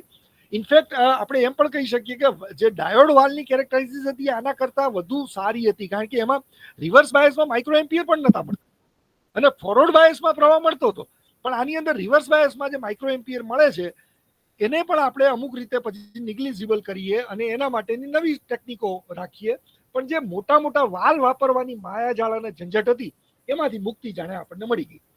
એટલે હવે પછી પાછું સંશોધન તો એક ચાલુ પ્રોસેસ હતી એટલે ડાયોડ પછી બીજી જુદી જુદી ટાઈપના જુદી જુદી ઇમ્પ્યોરિટી સાથેના ડાયોડો બનાવવામાં આવ્યા. એની અંદર જે ઇમ્પ્યોરિટીની જ્યારે વધારવામાં આવી એટલે કે જે ઇમ્પ્યોરિટી કોન્સન્ટ્રેશન પહેલા જે હતું it is a 1 part of 10 to the power 8 atoms એટલે જ્યારે 10⁸ સિલિકોનના એટમ હોય તો એની અંદર 1 ઇમ્પ્યોરિટી ઉમેરતા, એને વધારી દીધી. ધારો કે 1001, એટલે ઇમ્પ્યોરિટી જેવી વધારી તો એની કેરેક્ટરાઇઝિસ પણ જુદી મળી. અને એ જે કેરેક્ટરાઇઝિસ મળી એ કેરેક્ટરાઇઝિસ એવી મળી કે જેની અંદર જે ક્વોન્ટમ મિકેનિક્સની ટનલિંગ ઇફેક્ટ છે એ ટનલિંગ ઇફેક્ટ ટાઈપની કેરેક્ટરાઇઝિસ મળી. એટલે અહીંયા તમે જુઓ કે શરૂઆતમાં જ્યારે એને ઓછા વોલ્ટેજ આપવામાં આવે ત્યારે પણ because of tunnelling effect there is a tunnelling current, અને એ ટનલિંગ કરંટ થોડેક સુધી મળે અને ત્યાર પછી there is a negative resistance. પછી વોલ્ટેજ વધારવા છતાં પણ પ્રવાહમાં ઘટાડો થાય અને પછી એ કન્વેન્શનલ ડાયોડ તરીકે કામ કરે. એટલે પછી એ કન્વેન્શનલ કરંટ ડાયોડનો જે છે એ આપણને મળે. એટલે ઇમ્પ્યોરિટીની અંદર ફેરફાર કરવાના શરૂ કરી દીધા, અને એ જ્યારે જુદા જુદા ફેરફારો કરતા ગયા એટલે નવી નવી પ્રકારના ડાયોડો બધા બહાર આવતા ગયા. હવે અહીંયા તો આપણે 2 ટાઈપના જોયા, ત્યાર પછી ફરી પાછી જે ઇમ્પ્યોરિટીની અંદર ફેરફાર કર્યો અને એને ઝેનર બ્રેકડાઉન મિકેનિઝમ જ્યારે ડેવલપ કરી ત્યારે ઇમ્પ્યોરિટીને એ રીતની સેટ કરી કે જેની અંદર રિવર્સ બાયસની અંદર જ્યારે એક કોઈ ફિક્સ વોલ્ટેજ પર જો બ્રેકડાઉન કરાવવું હોય તો એ ફિક્સ વોલ્ટેજ પર તમે બ્રેકડાઉન એને કરાવી શકો. એટલે કે એ જે ફિક્સ વોલ્ટેજ મળે કે જેને આપણે ઝેનર વોલ્ટેજ ટેકનિકલ ભાષામાં કહીએ, એ ઝેનર વોલ્ટેજને કારણે આપણે એ ડાયોડનો વોલ્ટેજ રેગ્યુલેશનની અંદર ઉપયોગ કરવાનો શરૂ કરી દીધો. એટલે તમે જે ઇમ્પ્યોરિટીની માયાજાળ હતી કે આટલું વધારો ને આમ ઓછું કરો ને આમ કરો ને આવું પી બનાવો ને આવું એન બનાવો ને, એમાંથી આ જુદા જુદા ડાયોડના જન્મ થાય છે. એટલે કે પીએન જંકશન રેક્ટિફાયર ડાયોડ તો એક ડાયોડ, પછી ટનલ ડાયોડ, પછી આ ઝેનર ડાયોડ. ફરી પાછું જ્યારે એની અંદર ફેરફાર કર્યો અને જુદી જુદી ટાઈપના મટીરિયલ્સ યુઝ કરવાના શરૂ કર્યા ત્યારે એ જ જે સેમિકન્ડક્ટર ડાયોડ છે એ ડાયોડની અંદર જ્યારે એને આઉટર લેયર ટ્રાન્સપરન્ટ આપ્યું અને એનો જે બેન્ડ ગેપ છે એ બેન્ડ ગેપ એવી રીતનો સેટ કરવામાં આવ્યો કે એમાંથી જે રેડિયેશન આવે, એટલે કે ઇલેક્ટ્રોનનો ડાઉનવર્ડ ફ્લો છે એ ડાઉનવર્ડ ફ્લોનું જે રેડિયેશન આવે છે એ ઓપ્ટિકલ રેન્જની અંદર મળે એ ટાઈપનું જ્યારે ઇમ્પ્યોરિટી સેટ કરવામાં આવી, એનો બેન્ડ ગેપ સેટ કરવામાં આવ્યો તો એમાંથી જ એલઈડીનો જન્મ થયો. LED is also one type of diode. This is a light emitting diode. અને ત્યાર પછી એની અંદર જુદા જુદા કલરની વાત આવી. એટલે મેં જે આગળ કમ્પાઉન્ડ સેમિકન્ડક્ટરના નામ આપ્યા, પેલા અઘરા નામ, એ બધા અઘરા સેમિકન્ડક્ટરો અત્યારે આવી ગયા. એના ઉપરથી જુદી જુદી ટાઈપની એલઈડીઓ બનવા માંડી. અને આપણા ઘરની અંદર હમણાં દિવાળી ગઈ એટલે જે જુદી જુદી લાઇટો ઝગમગતી હતી જુદા જુદા કલરની, એનું કારણ જુદા જુદા સેમિકન્ડક્ટરો હતું. અને એ જે જુદા જુદા સેમિકન્ડક્ટર ને એના જુદા જુદા બેન્ડ ગેપ, અને એ આખી માયાજાળ એલઈડી લાઇટ એમિટિંગ ડાયોડ્સની. એટલે એ લાઇટ એમિટિંગ ડાયોડનું એક ડાયોડે એક ફિલ્ડ ખોલ્યું છે. તમે જુઓ કે રેક્ટિફાયર ડાયોડ તો આખું રેક્ટિફાયર ને એની આખી ફિલ્ડ આવી ગઈ. ઝેનર ડાયોડ તો એ વોલ્ટેજ રેગ્યુલેશનની આખી ફિલ્ડ આવી ગઈ. એલઈડી છે તો એની અંદરથી ઓપ્ટિક્સ, અને આજે તો ઘરમાં એલઈડી લાગી ગઈ અને હવે કન્વેન્શનલ બલ્બ હવે લગભગ વાપરવાના આપણે બંધ કરી દીધા છે. એટલે એ એલઈડી, અને ત્યારથી પછી આગળ જ્યારે એની અંદર વધુ ફેરફાર કરવામાં આવ્યો એટલે ફોટો ડાયોડ. અને હવે જે જમાનો છે એ આપણે જાણીએ છીએ કે this is a photovoltaic panel. આપણા બધાના ધાબા ઉપર પણ ઘણા બધાના ધાબા ઉપર લાગેલી હશે. એટલે એ પણ બેઝિકલી આ સેમિકન્ડક્ટર અને પીએન જંકશનની માયાજાળ છે. એની અંદર જ જ્યારે અશુદ્ધિઓનું પ્રમાણ એ રીતનું કરવામાં આવે કે જો એને લાઇટ સેન્સિટિવ બનાવવો છે તો એ પ્રમાણેની અશુદ્ધિ સેટ કરો તો it is working in a photo conductive mode. એટલે કે જ્યારે એની ઉપર કોઈ ઓપ્ટિકલ ફ્રીક્વન્સીઝ આવે ત્યારે એની અંદર પ્રવાહ વધી જાય. એટલે કે એની અંદર ઇલેક્ટ્રોન હોલ પ્રોડક્શન કરે બીકોઝ ઓફ લાઇટ, અને એને કારણે ફોટો કન્ડક્શન વધે. એટલા માટે this mode is known as an photo conductive mode. અને એ ફોટો કન્ડક્ટિવ ફોટો ડાયોડ્સની ઉપર પણ આપણે ઘણા બધા પ્રયોગો કર્યા છે લેબોરેટરીની અંદર. અને ફોટોવોલ્ટેઇક મોડ એટલે કે જેની અંદર તમારે કોઈ વોલ્ટેજ આપવાનું નથી, એ ડાયોડ પોતે સમકક્ષ છે કે સૂર્યપ્રકાશમાંથી એનર્જી રિસીવ કરી અને તમને વોલ્ટેજ આપશે. અને this is called the photovoltaic cell. એટલે કે photo conductive cell and photovoltaic cell બે જુદી જુદી ટાઈપના જે ડાયોડ જુદી જુદી ઇમ્પ્યોરિટીથી બનાવવાનું શરૂ થયું. અને અત્યારે જે સોલર સેલ છે એની અંદર પણ ઘણા બધા જુદી જુદી ટાઈપના સેમિકન્ડક્ટર, જુદી જુદી જાતના કેમિકલ્સ અને જુદા જુદા સેમિકન્ડક્ટર્સની એની જુદી જુદી એફિશિયન્સી. એટલે અત્યારે જે દોટ છે એ એવી ફોટોવોલ્ટેઇક પેનલ કે જે વધુમાં વધુ સૂર્યપ્રકાશને વોલ્ટેજમાં કન્વર્ટ કરી શકે એ દિશામાં અત્યારે ખૂબ સંશોધનો ચાલે છે. નવી નવી વસ્તુઓ પણ બજારમાં આવે છે. અને બેઝિકલી આ પણ એક ડાયોડનો જ ભાગ છે. તમે જુઓ ખાલી પીએન જંકશન ડાયોડ ક્યાંથી ક્યાં છે હજી તો મેં આની અંદર બીજા ઘણા બધા ડાયોડ, વેરેક્ટર ડાયોડ ને એ બધા ઘણા બધા હજી એમાં ઇન્ક્લુડ એટલા માટે નથી કર્યા કારણ કે મારે લેક્ચર 1 કલાકમાં પૂરું કરવાનું છે.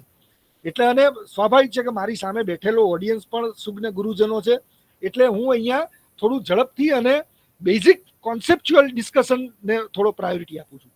હવે ત્યાર પછી જે સેમિકન્ડક્ટર પી અને એન ટાઈપના હતા, તો કે એની અંદર જે પી ટાઈપનું સેમિકન્ડક્ટર છે એની અંદર એન ટાઈપના સેમિકન્ડક્ટરની એક પાતળી પટ્ટી મૂકીએ તો, અને એની અંદર પીએનપી અને એનપીએન ટાઈપના ટ્રાન્ઝિસ્ટર્સ બનાવ્યા. અને જેવા આ ટ્રાન્ઝિસ્ટર્સ બનાવવાની શરૂઆત થઈ ગઈ એટલે જે ડાયોડ વાલ્વ અને ત્યાર પછી જે ટ્રાયોડ વાલ્વ હતા એ ટ્રાયોડ વાલ્વની કેરેક્ટરિસ્ટિક્સ અહીંયા મળવા માંડી. અને એ ટ્રાયોડ વાલ્વની એટલે તરત જ ખૂબ જ ઓછા પ્રવાહથી વધુ પ્રવાહને કંટ્રોલ કરવાની ક્ષમતા આવી ગઈ. આપણે જાણીએ છીએ કે પીએનપી ને એનપીએન ટ્રાન્ઝિસ્ટરને તમે common base, common collector, common emitter, આપણે લેક્ચરો એમાં પસાર કરીએ છીએ એની કેરેક્ટરિસ્ટિક્સમાં બધામાં. પણ બેઝિકલી એ બધું કરીએ છીએ શેના માટે? તો કે નાના પ્રવાહથી મોટા પ્રવાહને કંટ્રોલ કરવા માટે.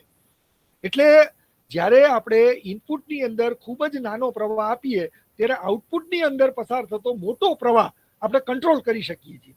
એટલે આખું જે સેમિકન્ડક્ટરની માયાજાળ છે એ આમ જો આપણે વિચારીએ શાંત ચિત્તે તો માત્ર જ નાના પ્રવાહથી મોટા પ્રવાહને કંટ્રોલ કરવાની જ માયાજાળ છે આખી. અને એ સૌથી પહેલા આપણને ટ્રાન્ઝિસ્ટરની અંદર મળી. અને એની અંદર પીએનપી અને એનપીએન બે ટાઈપના ટ્રાન્ઝિસ્ટર્સ જે બન્યા, એની અંદર પણ જુદી જુદી ઇમ્પ્યોરિટીઓ આવી. અને પછી ટ્રાન્ઝિસ્ટરની અંદર પણ કેટલી જાતના ટ્રાન્ઝિસ્ટરો બનવા માંડ્યા. આપણે સામાન્ય જે ટ્રાન્ઝિસ્ટર આપણે લેબોરેટરીમાં વાપરીએ ટ્રાન્ઝિસ્ટર જુદા, માઇક્રોવેવ્સ માટે જે ટ્રાન્ઝિસ્ટર વાપરીએ એ ટ્રાન્ઝિસ્ટર જુદા, પછી પાછા આપણે પાવર જેની અંદર હાઈ પાવર ઓડિયો એમ્પ્લિફિકેશન માટે પાવર ટ્રાન્ઝિસ્ટર્સ જે વાપરીએ એ ટ્રાન્ઝિસ્ટર્સ જુદા. એટલે આવી રીતે આખી જેવી રીતે ડાયોડનું આખું એક જુદા જુદા ટાઈપના ડાયોડો જેમાં આપણે જોયા એવી રીતે ટ્રાન્ઝિસ્ટર્સમાં પણ ઘણું બધું રિવોલ્યુશન આવ્યું અને જુદી જુદી ટાઈપના ટ્રાન્ઝિસ્ટર્સ બનવા માંડ્યા. હવે એ તો આપણે વાત કરી ટ્રાન્ઝિસ્ટર્સની, બાયપોલર જંકશન ટ્રાન્ઝિસ્ટર્સની. ત્યાંથી પછી આગળ જે સંશોધનો ચાલુ થયા એટલે this is the field effect transistors. એટલે એની અંદર ફિલ્ડ ઇફેક્ટ ટ્રાન્ઝિસ્ટરની અંદર જે પેલો ડેપ્લેશન રીજનથી કંટ્રોલ કરવાની વાત હતી એટલે એની અંદર એક જ ટાઈપની ચેનલ લીધી કે આઈધર પી ટાઈપ ચેનલ ઓર એન ટાઈપ ચેનલ. અને એ ચેનલની બે બાજુ જે ગેટ છે એ ગેટને જુદી ટાઈપનો સેમિકન્ડક્ટર લગાડી દીધું. અને ત્યાર પછી એને જ્યારે રિવર્સ બાયસની અંદર ઇનપુટમાં ગેટ ઉપર વોલ્ટેજ અપાય એટલે એને કારણે જે ડેપ્લેશન રીજનને કારણે જે પેલો કરંટ કંટ્રોલ થાય. એટલે એ અહીંયા પણ મૂળ લક્ષ્ય તો એ જ કે કરંટ કંટ્રોલ કરવાની વાત છે કે જે ડ્રેઇન અને સોર્સ વચ્ચે જે કરંટ પેલો દોડાદોડ કરે છે ઇલેક્ટ્રોન એને કેવી રીતે કંટ્રોલ કરવો. તો પેલાની અંદર આપણે કરંટ આપવો પડતો હતો, થોડાક ઓછા કરંટથી વધુ કરંટને આપણે કંટ્રોલ કરતા હતા. પણ અહીંયા તો પરિસ્થિતિ એવી થઈ કે અહીંયા કરંટની જરૂર જ નહીં કારણ કે રિવર્સ બાયસને કારણે માત્ર વોલ્ટેજની, એને કોઈ કરંટની જરૂર નથી, માત્ર વોલ્ટેજ આપવાથી જ આપણને આઉટપુટનો પ્રવાહ કંટ્રોલ મિકેનિઝમ ચાલુ થઈ ગઈ. અને એ જે મિકેનિઝમ ચાલુ થઈ એટલે એક આખું જુદી દિશા ઊભી થઈ ગઈ કે જે બાયપોલર ટ્રાન્ઝિસ્ટર્સ હતા એમાંથી ફેટ ટ્રાન્ઝિસ્ટર્સ આવ્યા. હવે અહીંયા પણ પાછો પ્રોબ્લેમ એ આવ્યો કે રિવર્સ બાયસની અંદર જ્યારે લગાડવામાં આવતું ત્યારે પાછા માઇનોરિટી કેરિયરને કારણે થોડો ઘણો તો કરંટ જતો એની અંદર. અને એ થોડો ઘણો પ્રવાહ જે છે એમાં વિચારવામાં આવ્યું કે આ થોડા ઘણા પ્રવાહને આપણે કેવી રીતે કંટ્રોલ કરી શકીએ, how can we control this. તો એના માટે ફરી પાછું સંશોધન કરી અને મોસફેટ બજારની અંદર આવી ગયા કે તમે એને જે પીએન ને રિવર્સ બાયસની આપણે જે વાત કરીએ છીએ તો કે એને છોડો, વચ્ચે તમે એક ઇન્સ્યુલેટર જ મૂકી દો એટલે મેટલ ઓક્સાઇડ સેમિકન્ડક્ટર. એટલે oxide itself is an insulator. એટલે મેટલ અને સેમિકન્ડક્ટરની વચ્ચે એક ઇન્સ્યુલેટર મૂકી દીધું અને એને કારણે કરંટ લગભગ ઝીરો. એટલે ગેટમાંથી માઇનોરિટી મેજોરિટી ગમે એવા ચાર્જ કેરિયર હોય પણ કોઈ જાતનો પ્રવાહ ગેટમાંથી પસાર થશે નહીં. અને ગેટમાંથી પ્રવાહ પસાર ન થાય એટલે ડ્રેઇન અને સોર્સનો વચ્ચે જે પ્રવાહ વહે છે એને ખૂબ જ ઓછા વોલ્ટેજથી પણ તમે મોટા પ્રવાહને કંટ્રોલ કરી શકો. એટલે ત્યાર પછી જેવું મોસફેટ બજારની અંદર આવવા માંડ્યું એટલે એનો ઉપયોગ તો પાવર સેક્ટરમાં પણ થવા માંડ્યો, જ્યાં હાઈ પાવર એપ્લિકેશન્સ હતી. જે એ હાઈ પાવર એપ્લિકેશન્સની અંદર પણ મોસફેટનો ઉપયોગ થવા માંડ્યો. અને એ મોસફેટની અંદર એન્હાન્સમેન્ટ અને ડેપ્લેશન બે ટાઈપ જુદી જુદી ટાઈપના એની જે કન્સ્ટ્રક્શન એટલે કે એની અંદર નંબર ઓફ ઇમ્પ્યોરિટીઝ અને જે કન્સ્ટ્રક્શનની અંદર જુદી જુદી મેથોડોલોજી ડેવલપ કરી, તો એની અંદર બે જુદા જુદા સિમ્બોલ્સ તમે જોઈ શકો છો. તો એકની અંદર સીધી લીટી છે, ડ્રેઇન અને સોર્સની વચ્ચે ઇન ડેપ્લેશન મોડ આપણે જોઈ શકીએ છીએ કે there is a straight line, અને એન્હાન્સમેન્ટ મોડની અંદર આપણે જોઈ શકીએ છીએ કે તૂટક લાઇન છે. એટલે આ તૂટક લાઇન અને સ્ટ્રેટ લાઇન એનો પણ બહુ ઘણી વખત વાયવાની અંદર આપણે છોકરાઓને પૂછતા હોઈએ છીએ, અને જો કોઈને કદાચ આ થોડોક નાનકડો કોન્સેપ્ટ ખબર ન હોય તો એને પણ ક્લિયર થઈ જાય એટલા માટે હું રિપીટ કરું છું કે આ જે તૂટક લાઇન છે એનું કારણ એ છે કે અહીંયા રસ્તો છે નહીં, રસ્તો બનાવવો પડશે. અને એ રસ્તો બનાવશે કોણ? તો કે ગેટ ઉપર જે વોલ્ટેજ આપશો એ બનાવશે. જો નહીં આપો તો રસ્તો નહીં બને, અને રસ્તો નહીં બને તો ઇલેક્ટ્રોન જઈ નહીં શકે. એટલે ઇલેક્ટ્રોનનો રસ્તો જો તમારે બનાવવો હોય તો ગેટ ઉપર વોલ્ટેજ આપો, એ છે એન્હાન્સમેન્ટ મોડ. અને જો રસ્તો ઓલરેડી છે, તમે વોલ્ટેજ આપો કે ન આપો, ઇલેક્ટ્રોનનો રસ્તો છે, ઇલેક્ટ્રોન દોડાદોડ કરીને જઈ શકશે, તો એ થયું ડેપ્લેશન. એટલે એન્હાન્સમેન્ટ મોડ અને ડેપ્લેશન મોડની અંદર જુદા જુદા મોસ્ફેટનું ડેવલપમેન્ટ ચાલુ થઈ ગયું. અને આ મોસ્ફેટ જેવું ડેવલપમેન્ટ ચાલુ થયું એટલે પેલા સેમિકન્ડક્ટર ટેકનોલોજીના ડેવલપમેન્ટમાં પછી જે આઈસી ટેકનોલોજી છે એ લોકોને તો ખૂબ મજા આવી ગઈ. કારણ કે આ મોસ્ફેટ જે છે ને એનું કન્સ્ટ્રક્શન કમ્પેરેટિવલી બીજેટી કરતાં થોડું ફાસ્ટ મને માસ પ્રોડક્શન થવા માંડ્યું, અને એને કારણે ખૂબ નવી નવી વસ્તુઓ આવવા માંડી. હવે આ એક બે જે પ્રશ્નો હતા એ પ્રશ્નોની આપણે અહીંયા ચર્ચા કરીએ. તો એક પ્રશ્ન એવો હતો કે the electrical conductivity of semiconductor is comparatively lower than metals. એટલે આપણે જો સેમિકન્ડક્ટરની વાત કરીએ તો પ્યોર જે સેમિકન્ડક્ટર છે તો એની કન્ડક્ટિવિટી ઓછી છે મેટલ કરતાં, પણ છતાંય સેમિકન્ડક્ટરનો ઉપયોગ થાય છે. તો એનો જવાબ મેં જે પહેલા આપ્યો, એક તો એ કે એની કન્ડક્ટિવિટી જો આપણે વધારવી હોય તો વધારી શકીએ, ને આપણે ઘટાડવી હોય તો ઘટાડી શકીએ, અને એના માટે ઇમ્પ્યોરિટી આપણા હાથમાં છે. એ સેમિકન્ડક્ટરના કેસમાં છે, જે કન્ડક્ટર છે એ તો ઓલરેડી એની કન્ડક્ટિવિટી હાઈ જ છે, એટલે એની કન્ડક્ટિવિટી લો કરવા માટેની માયાજાળ બહુ પાછી માથાકૂટવાળી થઈ ગઈ. એટલે જ્યારે ઇન કમ્પેરિઝન વિથ સેમિકન્ડક્ટર આપણે જેની કન્ડક્ટિવિટી છે એને બહુ એફિશિયન્ટલી કંટ્રોલ કરી શકીએ છીએ, અને એટલા માટે semiconductor is more important than metal. બરોબર છે? એટલે આ જે એની કન્ડક્ટિવિટી, ઇલેક્ટ્રોનને કેટલો ઝડપથી અથવા સ્લો, ક્યારે દોડાવવો ને ક્યારે અટકાવવો, એ બધું સેમિકન્ડક્ટરની અંદર ખૂબ જ સરળતાથી થાય. પીએન જંક્શનને ઉલટું કરી નાખો તો રસ્તો અટકી જાય, અને સીધો કરો તો દોડી જાય ઇલેક્ટ્રોન. એ પરિસ્થિતિ બે મેટલને ભેગી કરી અને જો તમે ડાયોડ બનાવો તો એમાં નહીં મળે. એટલે this is the main advantage of semiconductor. હવે એ ઉપરાંત બીજો પણ એક પ્રશ્ન હતો કે સિલિકોન અને જર્મેનિયમમાં શું ડિફરન્સ છે. તો સિલિકોન અને જર્મેનિયમના જે ડિફરન્સ છે મેં અહીંયા થોડા શોર્ટલિસ્ટ કરેલા છે. કે એક તો સૌથી પહેલી વાત આપણે કરીએ તો silicon is less conductive than germanium. Silicon કેમ લેસ કન્ડક્ટિવ છે? કારણ કે જર્મેનિયમ જે છે ને એનો એટમિક નંબર મોટો છે, અને એને કારણે એની પાસે ન્યુક્લિયસથી વધુ દૂર ઇલેક્ટ્રોન્સ છે. વધુ દૂર ઇલેક્ટ્રોન હોય એટલે વધુ ઝડપથી દોડાદોડ કરી શકે. અને સિલિકોન જે છે એની પાસે નંબર ઓફ ઇલેક્ટ્રોન્સ જર્મેનિયમની કમ્પેરિઝનમાં ઓછા પણ છે, અને એના જે ફ્રી ઇલેક્ટ્રોન્સ છે ને ન્યુક્લિયસથી વધુ નજીક છે. વધુ નજીક હોવાને કારણે ન્યુક્લિયસ તરફનું આકર્ષણ તો એની પાસે રહેશે જ, અને એટલા માટે એ જેટલા જર્મેનિયમના ઇલેક્ટ્રોન દોડાદોડ કરી શકશે એટલા સહેલાઈથી સિલિકોનના ઇલેક્ટ્રોન દોડાદોડ કરી શકતા નથી. That is why the conductivity of silicon is less than germanium. એટલે બંનેની કન્ડક્ટિવિટી બેઝિકલી જુદી છે, અને એના માટે જુદી જુદી એપ્લિકેશન પણ ઊભી થાય. હવે બીજી વાત કરીએ આપણે તો જે સિલિકોન અને જર્મેનિયમ છે તો એની અંદર સિલિકોનની ટેમ્પરેચર હેન્ડલિંગ કેપેસિટી વધારે છે. એટલે સિલિકોનથી બનાવેલા જે કોઈ પણ છે it can work very well up to 200 degree centigrade, અને જર્મેનિયમ જે છે it can work up to the 100 degree centigrade. હવે જેમ જેમ ટેમ્પરેચર વધે એમ હમણાં જ મેં શરૂઆતમાં કીધું કે એના જે એટમ છે ને વાઇબ્રેશન પણ ચાલુ થાય, અને એને કારણે એની અંદર લીકેજ કરંટ પણ માથાકૂટ ચાલુ કરી દે. એટલે જેમ જેમ ટેમ્પરેચર વધે એમ નવા પ્રોબ્લેમ્સ પણ આવતા જતા હોય છે, અને એને પણ આપણે રેક્ટિફાઈ કરવાની જરૂર પડતી હોય છે. પણ તેમ છતાં પણ એને રેક્ટિફાઈ કરતા જાઓ તો પણ સિલિકોનથી બનાવેલા જે કોઈ પણ મટીરિયલ્સ કે જે કંઈ પણ છે એ લગભગ 200 ડિગ્રી સુધી સરસ રીતે કામ કરશે, જ્યારે જર્મેનિયમ વાળા 100 ડિગ્રીએ ઠપ થઈ જશે. 100 ડિગ્રીથી ઉપર જર્મેનિયમની અંદર લીકેજ કરંટ ને બધા એટલા બધા વધી જાય કે જેનાથી પછી એની સાથે માથાકૂટ કરવી બહુ અઘરી થઈ જાય છે. પછી એ ઉપરાંત બીજો જે એની વચ્ચે ડિફરન્સ છે એ છે ફોરવર્ડ વોલ્ટેજ. એટલે કે જે સિલિકોન છે એનો જે ફોરવર્ડ વોલ્ટેજ છે it is somewhere around 0.6 volt અને જર્મેનિયમમાં 0.3 વોલ્ટ અને સિલિકોનમાં 0.6 વોલ્ટ છે. એટલે સિલિકોન અને જર્મેનિયમની બેની અંદર આજે એના ફોરવર્ડ વોલ્ટેજ ડ્રોપ જે આવે છે એ પણ સિલિકોનની અંદર વધારે મળે છે.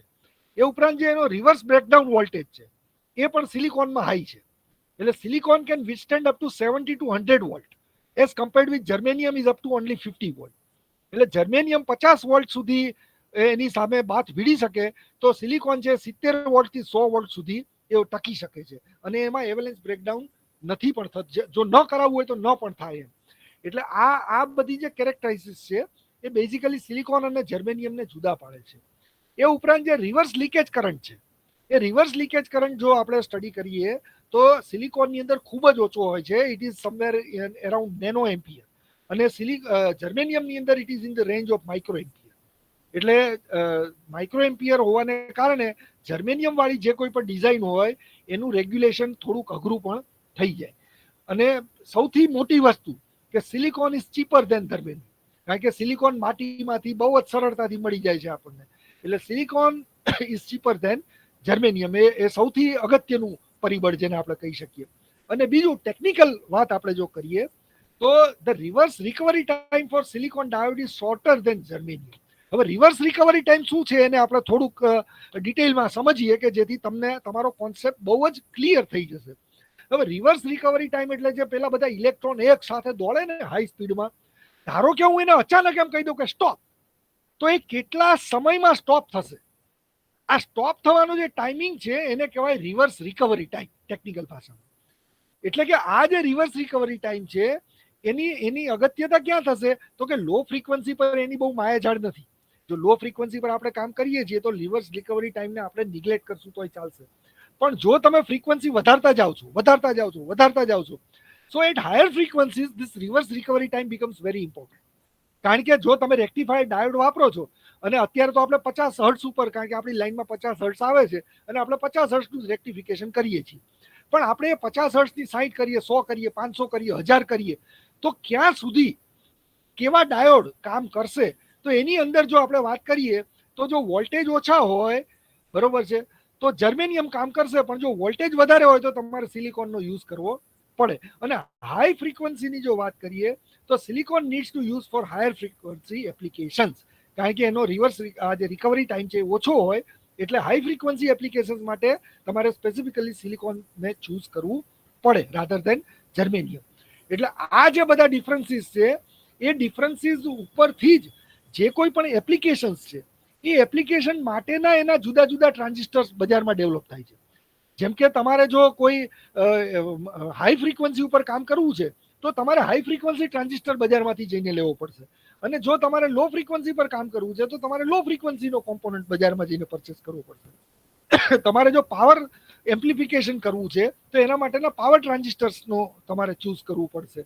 એટલે જુદી જુદી એપ્લિકેશન માટે એના જુદા જુદા સેમિકન્ડક્ટર્સ અને એ જુદા જુદા એના કોમ્પોનન્ટ્સ, એ આખું એક જુદું ફિલ્ડ, વિશાળ ફિલ્ડ જેને કહી શકાય, કે જે લોકો જે ક્ષેત્રમાં કાર્ય કરતા હોય એ ક્ષેત્રની અંદર એને જે કોમ્પોનન્ટ્સનો ઉપયોગ થતો હોય એ જ કોમ્પોનન્ટ્સનો ઉપયોગ એ લોકો કરી શકશે. જો એકની જગ્યાએ તમે બીજો કોમ્પોનન્ટ મૂકો તો એની અંદર તકલીફ ચાલુ થઈ જાય. એટલે આ બેઝિક ડિફરન્સ છે સિલિકોન અને જર્મેનિયમ વચ્ચે.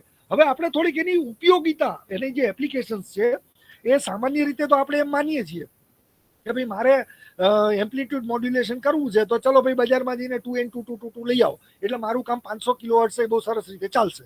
પણ એ બનાવવામાં એને શું વાપર્યું હશે એ તો આપણે અત્યારે આ ડિસ્કશન પછી એવું કહી શકીએ કે બનાવવામાં કદાચ એને સિલિકોન વાપર્યું હોય બરોબર. તો બેઝિકલી સિલિકોન અને જર્મેનિયમ વાળા કોમ્પોનન્ટ્સ કયા કયા એપ્લિકેશન્સમાં વપરાય છે એની જો આપણે થોડી આગળ ચર્ચા કરીએ તો જે સિલિકોનથી બનેલા જે કોમ્પોનન્ટ છે, પછી એ ડાયોડ હોય, ટ્રાન્ઝિસ્ટર હોય, જે કોઈ પણ, એ બધા સામાન્ય રીતે rectification, modulation, voltage regulation, voltage multiplication, એ બધી એપ્લિકેશન્સની અંદર એ બધા જે કોમ્પોનન્ટ્સ આપણે સામાન્ય રીતે યુઝ કરીએ એ બધા મોટા ભાગના સિલિકોનમાંથી બનેલા હોય. અથવા એવું પણ હોઈ શકે કે કમ્પાઉન્ડ સેમિકન્ડક્ટર, અત્યારે જે એડવાન્સ કમ્પાઉન્ડ સેમિકન્ડક્ટર્સ ડેવલપ કર્યા છે એમાંથી પણ, ધારો કે ખાસ કરીને જે આઈસી ટેકનોલોજી છે હવે કોઈ કંપની ઓપરેશનલ એમ્પ્લીફાયર બનાવે છે તો એ ઓપરેશનલ એમ્પ્લીફાયરની આઈસીમાં કયું સેમિકન્ડક્ટર વાપરે છે it is very difficult to predict, કારણ કે એ તો એની મોનોપોલી છે અને એ બીજા કોઈને કહેશે પણ નહીં. એટલે પણ સામાન્ય રીતે સિલિકોન બેઝ સાથે આ બધી એપ્લિકેશન્સ વધુ ઉચિત અને યોગ્ય રીતે કામ કરે. અને એવી જ રીતે જો આપણે જર્મેનિયમની વાત કરીએ તો જર્મેનિયમથી જે કોમ્પોનન્ટ્સ ડેવલપ કરીએ સેમિકન્ડક્ટર, એ બધા small signal amplifications, light sensing applications અને ફોટોડાયોડ્સ, એ બધાની અંદર જર્મેનિયમનો ઉપયોગ થોડો વધુ પ્રમાણમાં કરવામાં આવે છે. એટલે this are the application wise difference between silicon and germanium. એટલે હવે આ તો સિલિકોન અને જર્મેનિયમની વાત આવી. હવે બીજો એક પ્રશ્ન જે આપણી પાસે આવેલો એ હતો ચોઇસ બિટવીન પીએનપી અને એનપીએન ટ્રાન્ઝિસ્ટર્સ. એટલે આપણે પીએનપી અને એનપીએન ટ્રાન્ઝિસ્ટર્સ ની વાત કરી, ઇવન પી ચેનલ ને એન ચેનલ મોસ્ફેટની પણ વાત કરી, બધી આપણે એની બધી ડિસ્કશન કરી. પણ એક યક્ષ પ્રશ્ન કે મારે એક સર્કિટ ડિઝાઇન કરવી છે તો મારે શું વાપરવું, whether I should go for PNP or I should go for NPN, કે હું ગમે તે લઈશ તો ચાલશે. હવે આ જે પ્રશ્ન છે ને ડિઝાઇનિંગ બેઝ ક્વેશ્ચન છે. એટલે ડિઝાઇનિંગ બેઝ ક્વેશ્ચનનો જવાબ સામાન્ય રીતે ઇન્ડસ્ટ્રીની અંદર જો આપણે જોવા જઈએ તો જે એડવાન્સ અને હોશિયાર માણસ કરે છે એમ કરો, કારણ કે આપણા મોટા ભાગની ઇન્ડસ્ટ્રી આ રીતે જ ચાલે છે કે એક હોશિયાર માણસ જે કરે છે આપણે એને કોપી કરો. પણ અહીંયા આપણે એનો ફંડામેન્ટલ ડિફરન્સ જોવાની વાત છે, એના ફંડામેન્ટલ વસ્તુ ઉપર આપણે ચર્ચા કરવાની છે. જો ફંડામેન્ટલ્સની આપણે ચર્ચા આગળ વધારીએ તો એની અંદર એક વસ્તુ બહુ સ્પષ્ટ છે કે જ્યારે પીએન જંકશન ડાયોડ કે ટ્રાન્ઝિસ્ટર એનું જો તમે સોલિડ સ્ટેટ ફિઝિક્સનો અભ્યાસ કરશો અને એનું જે મેથેમેટિક્સ છે બોઝ આઇન્સ્ટાઇન સ્ટેટિસ્ટિક્સને એનો જ્યારે તમે અભ્યાસ કરશો ત્યારે એની અંદર એક બાજુ મળે છે ડેન્સિટી ઓફ સ્ટેટ્સ, એટલે નંબર ઓફ હોલ્સ, પછી number of electrons, density of electron, આ બધાનો અભ્યાસ થાય છે. અને એ અભ્યાસની અંદર એક વસ્તુ તો બહુ સ્પષ્ટ છે કે ઇલેક્ટ્રોન જે છે it is a physical item, કે ઇલેક્ટ્રોન છે એ નેગેટિવલી ચાર્જ, એનો એક સ્પેસિફિક ચાર્જ છે એ દોડે છે. અને જે હોલ છે એ જ્યાં ઇલેક્ટ્રોન નથી એને આપણે હોલ તરીકે વ્યાખ્યાયિત કર્યો છે. એટલે ઇલેક્ટ્રોનિક્સની અંદર it is assume that the mobility of electron is higher than the mobility of holes. કારણ કે આ જે હું સ્ટેટમેન્ટ આપું છું એ સ્ટેટમેન્ટને બરોબર સમજજો કે ઇલેક્ટ્રોન જે છે એ એક જગ્યાએથી જ્યારે છૂટો પડે છે ત્યારે કોઈ એક દિશામાં જાય છે અને એ ઇલેક્ટ્રોન જે દિશામાં જાય છે એ દિશામાં પ્રવાહ મળે છે. પણ જ્યાં જે પેલો હોલ ક્રિએટ થયો છે એ હોલ કયા ઇલેક્ટ્રોનથી ભરાય છે એ તમે ચોક્કસ રીતે કહી શકો પણ ખરા અને ન પણ કહી શકો, કારણ કે જમણી બાજુથી ઇલેક્ટ્રોન આવીને પણ હોલ ભરાતો હોય, ડાબી બાજુથી ઇલેક્ટ્રોન આવીને પણ હોલ ભરાતો હોય, ઉપરથી ઇલેક્ટ્રોન આવીને પણ હોલ ભરાતો હોય. એટલે એ સંજોગોની અંદર ઇલેક્ટ્રોનની મોબિલિટી આપણે બહુ સ્પષ્ટ રીતે વ્યાખ્યાયિત કરી શકીએ છીએ. અને ઇલેક્ટ્રોનની મોબિલિટી એ ફિઝિકલ મોબિલિટી છે કે એને કારણે જ્યારે હોલની મોબિલિટી છે એ ઇલેક્ટ્રોન કરતાં ઓછી હોય છે. So this are the practical and experimental results. અને એને કારણે આ બે વચ્ચેનો જે ડિફરન્સ છે એ ડિઝાઇનિંગની અંદર પણ એનો થોડુંક રિફ્લેક્શન આપણને જોવા મળે છે. એટલા માટે કે higher electron mobility allows NPN transistors, જે એટલે એનપીએન ટ્રાન્ઝિસ્ટર્સ જ્યારે તમે વાપરશો ત્યારે એના બે બાજુ એન ટાઈપના સેમિકન્ડક્ટર્સ છે. એટલે એન ટાઈપનો સેમિકન્ડક્ટર હશે એટલે એમાં મેજોરિટી ચાર્જ કેરિયર ઇલેક્ટ્રોન હશે. એટલે એનપીએન ટ્રાન્ઝિસ્ટરની જો વાત કરો તો એમાં વધુ મોબાઇલિટી મળશે કમ્પેર વિથ પીએનપી. પીએનપીની અંદર મોબિલિટી એનપીએન કરતાં કમ્પેરેટિવલી ઓછી હશે. અને એટલા માટે જ્યારે પણ તમારે હાઈ ફ્રીક્વન્સીમાં કામ કરવાનું છે, હાઈ સ્પીડમાં કામ કરવાનું છે, હાઈ ફ્રીક્વન્સી ઓન ઓફ કરવાનું છે તો એની અંદર એનપીએન ઇઝ બેટર, બરોબર છે, ઇન કમ્પેરિઝન વિથ પીએનપી. અને એ એક બેઝિક ડિફરન્સ થયો બે વચ્ચે. અને ઘણી બધી વખત તમે એનપીએનની જગ્યાએ જો પીએનપી વાપરો તો પણ સર્કિટ ચાલી જતી હોય છે અને એ લો ફ્રીક્વન્સી પર ચાલતી હોય પણ હાઈ ફ્રીક્વન્સી ઉપર એ એટલું જ પરફેક્ટ રિઝલ્ટ ઘણી વખત નથી પણ આપતી. એટલે એ સંજોગોની અંદર તમારે આ કોમ્પોનન્ટ ચૂઝ કરવું એ ખૂબ અગત્યની વસ્તુ થઈ જશે. અને એ ઉપરાંત બીજું જે એક કોન્સેપ્ટ છે કે એનપીએન અને પીએનપી ટ્રાન્ઝિસ્ટર ધારો કે તમારી પાસે છે તો તમારે તમારી સર્કિટમાં કયો લગાડવો. તો એનો એક સોલ્યુશન એ પણ છે કે જ્યારે તમારે જો ટ્રાન્ઝિસ્ટરને એઝ એ સ્વિચ યુઝ કરવાનો છે તો જો તમારે લો સાઇડ સ્વિચિંગ કરવું છે તો તમે એનપીએન ટ્રાન્ઝિસ્ટર વાપરો. હવે લો સાઇડ સ્વિચિંગ એટલે શું કે તમારે ગ્રાઉન્ડમાંથી ગ્રાઉન્ડને કનેક્ટ અને ડિસ્કનેક્ટ કરીને જો સ્વિચિંગ કરવું હોય then you should go for NPN transistor. અને જો તમારે સપ્લાયને કનેક્ટ અને ડિસ્કનેક્ટ કરીને જો સ્વિચિંગ કરવું હોય then you should go for PNP transistor. કેમ? કારણ કે પીએનપી ટ્રાન્ઝિસ્ટર્સ છે એ ડાયરેક્ટ કરંટને કંટ્રોલ કરી શકે છે અને એનપીએન ટ્રાન્ઝિસ્ટર છે એ જે કરંટ જે બેઝમાં જાય છે એટલે કે ગ્રાઉન્ડમાં જે કરંટ જાય છે એને એ કંટ્રોલ કરશે. અને એટલા માટે જ્યારે તમે એનો યુઝ કરો તો એનપીએન ટ્રાન્ઝિસ્ટર્સ છે these are generally used in power electronics, motor control circuits અને ડિજિટલ લોજિક સર્કિટ્સ. જે આપણે ડિજિટલ લોજિક સર્કિટ્સ ને એમાં બધે જ જે ટ્રાન્ઝિસ્ટર મોટા ભાગના વાપરીએ એ એનપીએન ટ્રાન્ઝિસ્ટર વાપરીએ અને એટલા માટે કારણ કે ત્યાં આપણે ગ્રાઉન્ડને કનેક્ટ અને ડિસ્કનેક્ટ કરવાની વાત છે. અને પીએનપી ટ્રાન્ઝિસ્ટરની વાત કરીએ તો જ્યાં જ્યાં પાવર મેનેજમેન્ટ સર્કિટ આવે, જ્યાં જ્યાં વોલ્ટેજ રેગ્યુલેટર આવે, જ્યાં જ્યાં બેટરી ચાર્જર્સની વાત આવે ત્યાં આપણે જે એનો મેઇન ટર્મિનલ છે, સપ્લાય છે, એને મેનેજ કરવાનો છે એટલે એના માટે પીએનપી ટ્રાન્ઝિસ્ટરને યુઝ કરવામાં આવે છે. તો this is the basic difference between PNP and NPN transistor and its choice for your circuit.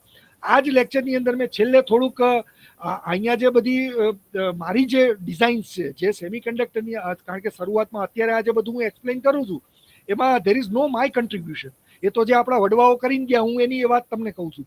પણ in the end of circuit મેં થોડીક જે મારી પોતાનું કન્ટ્રીબ્યુશન છે સેમિકન્ડક્ટરમાં એ પણ મેં આની અંદર બીજા ભાગમાં થોડુંક મૂકેલું છે. અને મેં જે સર્કિટો ડિઝાઇન કરી છે તો એની અંદર જ્યારે મારે પાવર મેનેજમેન્ટ કરવાની વાત આવે so I have used PNP transistors. એટલે this is just a information for you. Okay, હવે પછી જ્યારે આ પીએનપી અને એનપીએન અને મોસ ને એ બધું થઈ ગયું ડેવલપમેન્ટ, ત્યાર પછી એક બીજી કારણ કે ડિજિટલ ઇલેક્ટ્રોનિક્સ ડેવલપ થયું અને જ્યારે ડિજિટલ ઇલેક્ટ્રોનિક્સ ડેવલપ થયું ત્યારે પછી 1-0ની માયાજાળ ઊભી થઈ ગઈ. કારણ કે એનાલોગ ઇલેક્ટ્રોનિક્સ અને ડિજિટલ ઇલેક્ટ્રોનિક્સ બેની અંદર બહુ મોટો ડિફરન્સ હોય છે. એટલે જ્યારે ડિજિટલ ટેકનોલોજી ડેવલપ થઈ તો ડિજિટલ ગેટ્સ ડેવલપ કરવાની વાત આવી અને ત્યારે જે મોસ ટ્રાન્ઝિસ્ટર્સ હતા એ મોસ ટ્રાન્ઝિસ્ટર્સને યુઝ કરી અને આ તમને જે સ્ક્રીન ઉપર દેખાય છે this is the CMOS inverter. CMOSનું ફૂલ ફોર્મ થાય છે કોમ્પ્લિમેન્ટરી મેટલ ઓક્સાઇડ સેમિકન્ડક્ટર.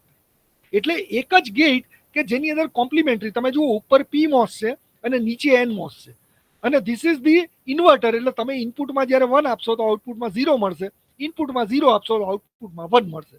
અને આ હવે 1-0ની માયાજાળ શરૂ થઈ ગઈ.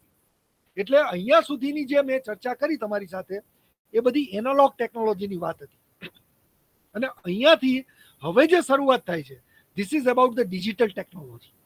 એટલે આ અહીંયા સુધી મેં જે તમને મોસ ને એ બધી જે વાત કરી ને એ લગભગ 1960 પહેલાની બધી વાતો હતી. 1960 સુધીમાં એ બધું સેમિકન્ડક્ટર ફોરેનમાં તો ડેવલપ થઈ જ ગયું હતું. આપણે અહીંયા બહુ ઓછા લોકોને એનું જ્ઞાન હતું ત્યારે, પણ એ બધું જ લગભગ 1960 પહેલાનું બધું ડેવલપમેન્ટ થઈ ગયું હતું. અને ત્યાર પછી જે લેટેસ્ટ આજે CMOS ઇન્વર્ટર અને જેવું સેમિકન્ડક્ટર બાઇનરી 1-0ની સાથે જે માયાજાળ ઊભી થઈ એટલે તેમાં આ CMOS ઇન્વર્ટર ને પછી CMOSનું એન્ડ ગેટ અને OR ગેટ ને એ બધી માયાજાળ શરૂ થઈ ગઈ. અને એની અંદર હવે જે આખું રિવોલ્યુશન શરૂ થયું કે જેની અંદર જે 1950 સુધીનું 60 સુધીનું પેલું બધું જે હતું પછી ઘણી બધી વસ્તુ ડાયોડ ને ટ્રાન્ઝિસ્ટર્સ ને બધું ઘણું બધું ઇન્ટિગ્રેટેડ સર્કિટ ટેકનોલોજી શરૂ થઈ ગઈ. એટલે એક જ આખી જે સર્કિટ બનાવવી છે કે જેની અંદર રેઝિસ્ટર, કેપેસિટર ને બધી જ વસ્તુ જે છે ડાયોડ, ટ્રાન્ઝિસ્ટર્સ એ બધું એક જ સર્કિટની અંદર આપી દીધું. અને એ કાર્યક્રમ આખો 1950થી શરૂ છે. એટલે કે આખી સર્કિટ એક જ આઈસીની અંદર મૂકી દેવાની. This is the IC technology. અને લગભગ 1960ની વાત કરીએ તો એ સંજોગોની અંદર ડિજિટલ ટેકનોલોજી ડેવલપ થઈ ગઈ હતી અને 7400 સિરીઝની આઈસીઓ બજારમાં મળવા માંડી હતી. હવે 7400 series is a very popular series. આપણે જાણીએ છીએ કે નાન્ડ ગેટની આઈસી છે, બરોબર છે. હવે આ જે 2 ઇનપુટ નાન્ડ ગેટની જે આઈસી છે એ જ્યારે ડેવલપ કરી હતી ત્યારે એ જમાનામાં it was recognise as SSI એટલે કે સ્મોલ સ્કેલ ઇન્ટિગ્રેશન. એટલે જે સેમિકન્ડક્ટર છે એક સાથે નંબર ઓફ ટ્રાન્ઝિસ્ટર્સ બનાવવાની જે આખી ટેકનોલોજી ડેવલપ થઈ, this is the SSI, small scale integration.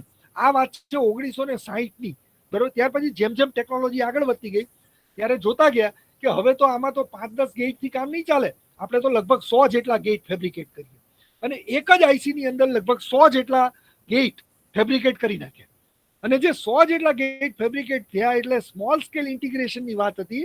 એમાંથી આપણે આગળ વધ્યા અને મીડિયમ સ્કેલ ઇન્ટિગ્રેશન કે જેનો એક્ઝામ્પલ આપણે જોઈએ તો આપણે જે લેબોરેટરીમાં પ્રેક્ટિકલ કરાવી છે 7490 ડીકેડ કાઉન્ટરનો, એ 7490 આઈસી જે ડેવલપ કરી એ મીડિયમ સ્કેલ ઇન્ટિગ્રેશનનું એક્ઝામ્પલ છે.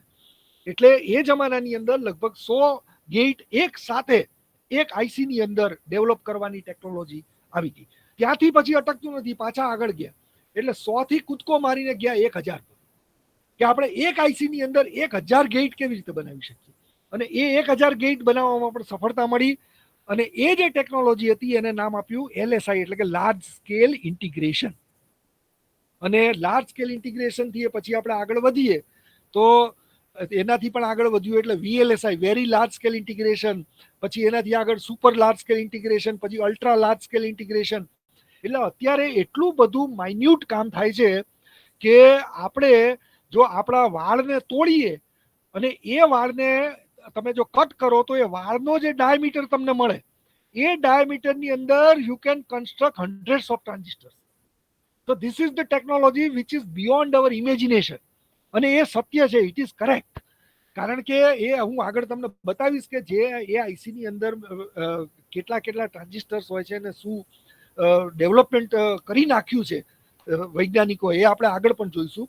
હવે આ જે બધા ઇન્ટિગ્રેશનની જે જર્ની છે ને, it is a continuous journey. એટલે કે તમે એવું બહુ સ્પષ્ટપણે ન કહી શકો કે આને તમે સ્મોલ સ્કેલ ઇન્ટિગ્રેશનમાં મૂકો, આને મીડિયમ સ્કેલમાં, કે આને મીડિયમમાં મૂકો અને આને લાર્જમાં. So there is no exact demarcation. આ એક કોન્સ્ટન્ટ ટેકનોલોજી ડેવલપ થઈ. ટેકનોલોજીની અંદર આ મોટી મોટી જે કંપનીઓ હતી, અને ખાસ કરીને એની અંદર આપણે જાણીએ છીએ કે અમેરિકા ને ચાઇના ને તાઇવાન, ઇવન તાઇવાન જેવા દેશની ઇકોનોમી એના ઉપર ચાલે છે. નાના નાના દેશ પણ અત્યારે આમાં ખૂબ સારું કામ કરી રહ્યા છે. એટલે અહીંયાથી આખું આજે ડેવલપમેન્ટ ચાલુ થયું અને એ ડેવલપમેન્ટને કારણે લાર્જ સ્કેલ ઇન્ટિગ્રેશનથી આગળ વધી અને ધીમે ધીમે માઇક્રો પ્રોસેસરનું રિવોલ્યુશન શરૂ થઈ ગયું. હવે માઇક્રો પ્રોસેસર જે બેઝિકલી જો વાત કરીએ આપણે તો ઇન્ટેલ કંપની જે છે એના જે કો ફાઉન્ડર હતા કે જેનું નામ હતું ટેડ હોફ, એણે સૌથી પહેલા શબ્દ બજારમાં આપ્યો ઇન્ટેલ વાળાએ કે ભાઈ માઇક્રો પ્રોસેસર જેવું કંઈક આપણે ડેવલપ કરવાનું છે. હવે બેઝિકલી ઇન્ટેલ જે કંપની છે ને એ તો 1969માં મેમરી બનાવતી હતી, સેમિકન્ડક્ટર મેમરી એ લોકો બનાવતા હતા અને 64 બીટની રેમ એ લોકોની બજારમાં આવતી હતી. ત્યાંથી એને એમ થયું કે નહીં, આપણે હવે માઇક્રો પ્રોસેસરનું નવું ફિલ્ડ છે અને એની અંદર આપણે કંઈક કામ કરીએ. અને સૌથી પહેલા ઇન્ટેલ વાળાએ માઇક્રો પ્રોસેસર શબ્દનો જન્મ કરાવ્યો. અને 1971ની અંદર સૌથી પહેલું, આઈ એમ ટોકિંગ અબાઉટ 1971 ની અંદર એને સૌથી પહેલા એક 4 બીટનું માઇક્રો પ્રોસેસર બજારમાં મૂક્યું અને એનું નામ આપ્યું 4004. આ 4004 ઉપરથી પછી ધીમે ધીમે બધી ઇલેક્ટ્રોનિક્સ ટેકનોલોજીઓ ડેવલપ થઈ અને એ જમાનામાં જે 4004 જે બનાવેલું એ વખતે LSI ટેકનોલોજીનો યુઝ કરેલો, લાર્જ સ્કેલ ઇન્ટિગ્રેશન. એટલે લાર્જ સ્કેલ ઇન્ટિગ્રેશનમાં હવે તમે જુઓ કે 1971માં જે કામ કર્યું હતું તો એની અંદર એની જે સર્કિટ હતી 4004ની જે સર્કિટ બનાવવામાં આવી હતી એમાં 2300 ટ્રાન્ઝિસ્ટર્સનો ઉપયોગ કર્યો હતો. હવે તમે વિચારી શકો કે જો હું 2300 ટ્રાન્ઝિસ્ટરથી સર્કિટ દોરવા બેસું એટલે મારા રૂમની 4 દિવાલો મને નાની પડે. એટલે 2300 ટ્રાન્ઝિસ્ટરની સર્કિટ, એને 640 બાઇટની મેમરી હેન્ડલિંગ કેપેસિટી અને એની સ્પીડ કેટલી, ખાલી 108 કિલોહર્ટ્ઝ પર એ કામ કરી શકે. આવું એક નાનકડું માઇક્રો પ્રોસેસર 4004 1971માં ઇન્ટેલે બજારમાં મૂકી દીધું હતું. અને ત્યાંથી આખી નવી દિશા શરૂ થઈ ગઈ. અને જ્યારે 1971ની અંદર એ જ્યારે બજારમાં આવ્યું ત્યારે ઇન્ટેલના જે કો હતા કે જેને આપણે ગોલ્ડન મુરે તરીકે ઓળખીએ છીએ, એ ગોલ્ડન મુરે એનો જે મુરે લો આપ્યો, એ મુરે લો ની અંદર એને ત્યારે આગાહી કરી દીધી હતી કે ભાઈ આ જે ટેકનોલોજી છે ને આ એમ સરળતાથી અટકવાની નથી. આ ટેકનોલોજી એવી છે કે જેની અંદર આઈસી ની અંદર નંબર ઓફ ટ્રાન્ઝિસ્ટર્સ દર 18 મહિને ડબલ થશે. એટલે કે દર 1.5 વર્ષે ડબલ થશે. ધારો કે 1971ની અંદર 2300 થયા તો 1971 થી 1.5 વર્ષ ગણો એટલે 2300 ગુણ્યા 2 થઈ જશે. ત્યાંથી પાછું 1.5 વર્ષ ગણો એટલે એને ગુણ્યા 2 થઈ જાય. હવે multiply by 2 it is an exponential growth. એટલે એ એક્સપોનેન્શિયલ ગ્રોથની આગાહી ગોલ્ડન મુરે કરી હતી અને એને મુરે લો તરીકે આપણે જાણીએ છીએ. And steel it holds true. હજી સુધી એની ટેકનોલોજી એ ચાલુ ને ચાલુ જ છે. અને yes, the maximum 10 minutes now right now from હા, કેટલો ટાઈમ છે? 5 મિનિટ આમનો ટાઈમ છે. We are going to over time right now. Okay. તો આ તો હું હવે બહુ જ ઝડપથી પતાવું છું. એટલે એ જર્ની જે ચાલુ થઈ અને એ જર્નીની આપણે જો વાત કરીએ તો અહીંયા મેં આખું જે ટેબલ આપ્યું છે, તમે જો 1971માં જે 2300 ટ્રાન્ઝિસ્ટર્સ હતા, એ આપણે જો 2000ની સાલની વાત કરીએ કે જ્યારે પેન્ટિયમ 4 બજારની અંદર આવ્યું તો એની અંદર 42 મિલિયન ટ્રાન્ઝિસ્ટર્સ મૂકી દીધા હતા. સો યુ કેન ઇમેજિન કે કેટલું ફાસ્ટ ડેવલપમેન્ટ છે. ઓકે, હવે આ મેં જે તમને વાત કરી કે અત્યાર સુધીની બધી વાતો તો એવી છે કે જે ઇન્ટેલે કર્યું ને વૈજ્ઞાનિકોએ કર્યું, નાણે કર્યું.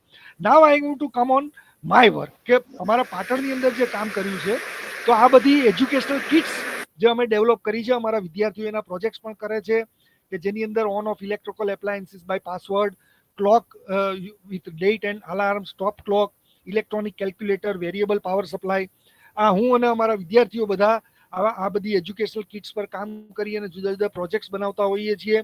And this are the products which are develop by me, કે જેની મને ગવર્મેન્ટ ઓફ ઇન્ડિયાએ ઘણી બધી પેટન્ટ્સ પણ આપી છે.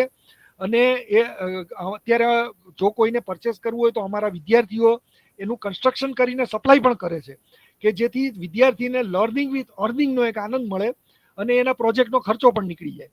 એટલે એની અંદર આ સર્વિસ રિક્વેસ્ટ ઇન્ડિકેટર છે કે જે હોટલ અને હોસ્પિટલ્સમાં યુઝ થાય. This is also my patented item. બીજી એક આ electrical power alarm for farmers છે. This is my rejected patent item. I want to tell you, I applied for patent, but it was rejected by Government of India. એટલે એ પણ અમારી એક product અમે બજારમાં મૂકી હતી. પછી ટાઈમર છે, પછી વેઇટ ઓન ડિફરન્ટ પ્લેનેટ છે, પછી કોન્સન્ટ્રેશન કાઉન્ટર જે છે કે જે આખી નવી ડાયરેક્શન ખોલે છે. હવે અત્યારે આપણી પાસે એટલો સમય નથી એટલે હું એના વિશે બહુ ડેપ્થમાં વાત નહીં કરી શકું, પણ હું એટલું ચોક્કસ કહીશ કે માણસના કોન્સન્ટ્રેશનને માપવા માટેનું પહેલું સાધન જે મેં બનાવ્યું છે એની ગવર્મેન્ટ ઓફ ઇન્ડિયાએ મને 3 પેટન્ટ ક્લેમ મારા ગ્રાન્ટ કરેલા છે. એટલે this is the new direction કે જેની અંદર સાયકોલોજીકલ સ્ટેટ ઓફ માઇન્ડ એનું સાધનના દ્વારા, જેવી રીતે બ્લડ પ્રેશર તમે ડોક્ટર પાસે જાઓ એટલે બ્લડ પ્રેશર ડોક્ટર માપીને કહે કે તમારું આટલું બ્લડ પ્રેશર છે, એવી રીતે સ્ટેટ ઓફ માઇન્ડ તમારું નોર્મલ છે કે એબનોર્મલ છે એની માહિતી માટેનું અમારું અત્યારે સંશોધન કાર્ય આના ઉપર ચાલે છે. એ ઉપરાંત બીજું કોડ કન્વર્ટર અને ક્વિઝ માટેનું અમે જે બનાવેલું છે ફાસ્ટેસ્ટ ફિંગર સિક્વન્સ ઇન્ડિકેટર, એ બધી પણ અમારી જુદી જુદી પ્રોડક્ટ્સ છે. હવે જો હું આમાં એક એક પ્રોડક્ટને જો હું ડેપ્થમાં લેવા જઈશ ને તો I need 5 to 10 minutes two describe one product. એટલે હું હવે આની અંદર બહુ ડિટેલમાં નથી જતો અને આ બહુ જ ઝડપથી, કારણ કે મને જે ટાઈમ માટેનો જે વોર્નિંગ આપી દીધી સાહેબે, એટલે નાવ આઈ એમ ઓવરિંગ માય લેક્ચર હિયર. અહીંયા હું મારા લેક્ચરને વિરામ આપું છું. Thank you very much. આપ સૌએ મને સાંભળ્યો એ બદલ ખૂબ ખૂબ અભિનંદન. અને કોઈને કંઈ પણ ક્વેરી હોય, કોઈ પણ સજેશન હોય, કોઈ પણ ક્વેશ્ચન હોય તો it is also welcome. Thank you. Okay, thank you very much sir. તમારું લેક્ચર સરસ, વેરી નાઇસ લેક્ચર. બરાબર સર. સર, આ પ્રશ્નોત્તરી માટે લઈ લઈએ થોડાક. કોઈને ક્વેશ્ચન હોય તો તમે પૂછી શકો છો, કોઈ શિક્ષક મિત્રોને. શંકરભાઈ મનંત.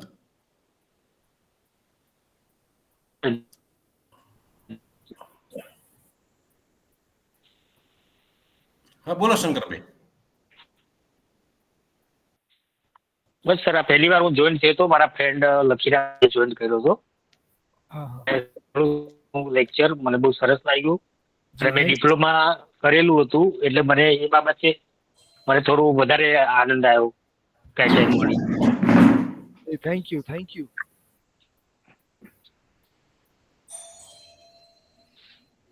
બીજા કોઈ ક્વેશ્ચન હોય તો પૂછી શકે છે. હા, ક્વેશ્ચન પૂછજો, ક્વેશ્ચન હોય તો.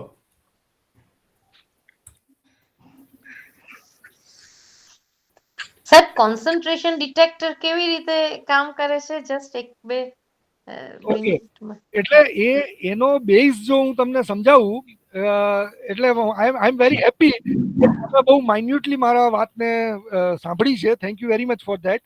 હવે આમાં હું તમને એનો બેઝ આપું તો તમે ઘણી વખત પિક્ચર જોવા ગયા હશો. પિક્ચરના થિયેટરમાં જાઓ અને જ્યારે તમે બહાર નીકળો અને ઘડિયાળ જુઓ એટલે 3 કલાક પસાર થઈ ગયા હોય અને યુ આર સરપ્રાઈઝ કે સાલા 3 કલાક જતા રહે, મને ખબર જ ન પડી. અને અત્યારે કદાચ મારા લેક્ચરમાં બેઠા હશો તો આ 1 કલાકની અંદર તમે 4 વાર ઘડિયાળ જોઈ હશે કે સાલું આ ખતમ કેમ નથી કરતો. તો વાય? બીકોઝ બંને પરિસ્થિતિની અંદર વ્યક્તિ એક જ છે, પણ પિક્ચરની અંદર જ્યારે થિયેટરની અંદર એનું લેવલ ઓફ કોન્સન્ટ્રેશન હાઈ છે તો એની જે ટાઈમ ટ્રાવેલ્સ ફાસ્ટ, અને જ્યારે લેક્ચર કે કોઈ અનલાઇક એક્ટિવિટીમાં તમે જ્યારે છો ત્યારે યોર ટાઈમ ટ્રાવેલ સ્લો. એના માટેનો કોન્સેપ્ટ અમે એવો વિચાર્યો કે એક જે રિયલ ટાઈમ છે કે જે તમને ઘડિયાળ બતાવે છે, બીજો તમારા મગજની અંદર જે તમારો પોતાનો ટાઈમ છે which is a pseudo time. તો there is a one real time, another is a pseudo time. But the $1 million question is how to relate this, how to measure this. અને એ pseudo time measurement માટેની અમે આખી methodology અને device develop કર્યું છે. અને એ ડિવાઇસની અંદર અમે અલગ અલગ રીડિંગ્સ જે અમને મળે છે એના ઉપરથી we are trying to predict કે કયા સંજોગોની અંદર તમારો ટાઈમ ટ્રાવેલ ફાસ્ટ થાય છે અને કયા સંજોગોની અંદર તમારો ટાઈમ ટ્રાવેલ સ્લો થાય છે. જ્યારે પણ ટાઈમ ટ્રાવેલ ફાસ્ટ થાય છે it gives you high concentration, અને જ્યારે ટાઈમ ટ્રાવેલ સ્લો થાય છે it gives you low concentration. સરસ, થેન્ક યુ. ઇન્ટરેસ્ટિંગ. હા,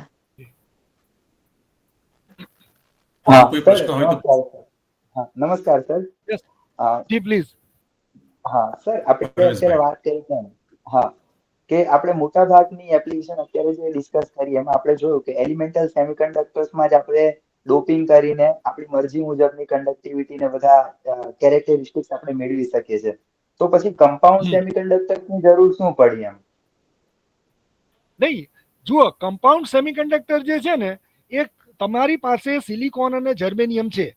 સિલિકોન અને જર્મેનિયમ બધું કામ નહીં કરી શકે. કદાચ સિલિકોન, હું તમને એક્ઝામ્પલ આપું તો કદાચ મારો એક્ઝામ્પલ એપ્રોપ્રિએટ ન પણ હોય, પણ ધારો કે હું સિલિકોનથી એક એલઈડી બનાવું છું તો એનો જે બેન્ડ ગેપ છે એ બેન્ડ ગેપથી મને કોઈ એક એક્સ ફ્રીક્વન્સી મળે છે. જો મારે વાય ફ્રીક્વન્સી જોઈએ છે તો સેમિકન્ડક્ટરનો બેન્ડ ગેપ મારે એ પ્રમાણે બદલવો પડશે, અને એના માટે એની આખી જે જુદા મટીરિયલ્સ છે એ મટીરિયલની હેલ્પ મારે લેવી પડશે. અને દરેક ફિલ્ડની અંદર રિસર્ચ તો એક કન્ટિન્યુઅસ પ્રોસેસ છે જ. એટલે જે મટીરિયલ સાયન્સ વાળા લોકો જે રિસર્ચ કરે છે, જે નવા સેમિકન્ડક્ટર કમ્પાઉન્ડ ડેવલપ કરે છે, અને એના ઉપરથી પછી જુદી જુદી એપ્લિકેશન્સ જે ડેવલપ થાય એ જુદી જુદી કંપનીઓ એના પ્રોડક્ટ બનાવીને માર્કેટમાં મૂકતી હોય છે. So it is a continuous journey actually. જી.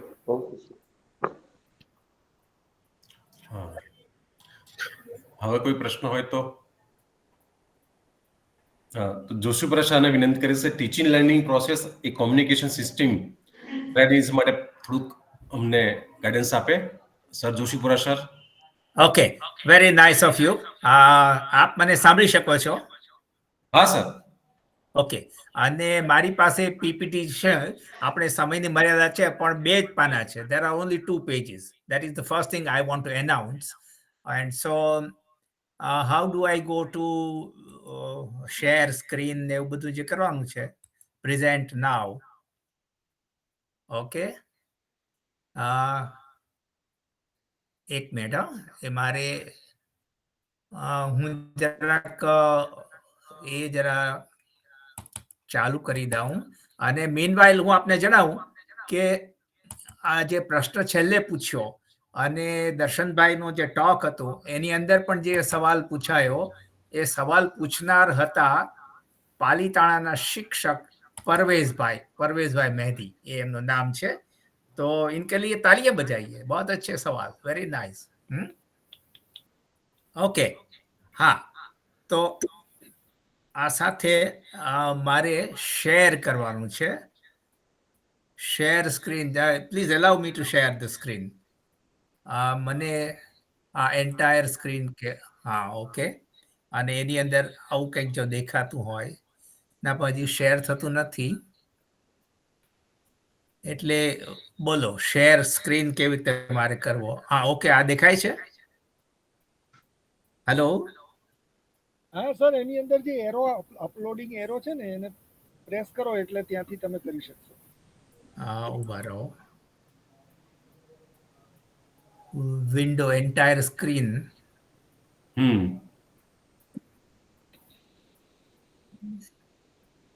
આ એક ક્લિક નો જવાબ નથી આપતો. એક ક્લિક છે. હા, શેર. ચાલો, ઓકે. હવે કેમ લાગે છે? હા હા, યસ બરાબર છે, શું થાય છે? ઓકે, પણ આમાં જે દર વખતની મુશ્કેલી હોય છે કે હું પોતે ન જોઈ શકું. નહીં, તમે પીપીટી હવે તમે પીપીટી ખોલો એટલે બધા જોઈ શકશે તમારો. બસ બરોબર છે. હા, એટલે આ છે ને ગૂગલ મીટ ની મુશ્કેલી છે કે મને મારા પીપીટી દેખાય, મને સાંભળનાર દેખાય નહીં. તમને પીપીટી દેખાશે. બસ બરોબર છે. સામે કોણ છે મને ખબર નથી, મારા સામે માત્ર મારું સ્ક્રીન છે.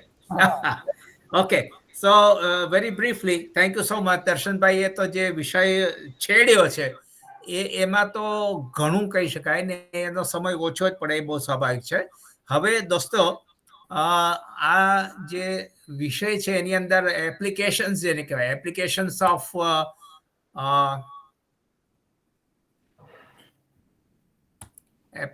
એક મિનિટ, હા, ઓકે, એ જે એપ્લિકેશન, એમાં એક એપ્લિકેશન એવી છે કે using all those devices we can go for communication systems. તો એવો મને વિચાર આવ્યો હતો. આ જે મુખ્ય વિષય છે તો અર્ધવાહકોની દુનિયા. હા, તો આપ જોઈ શકો છો ને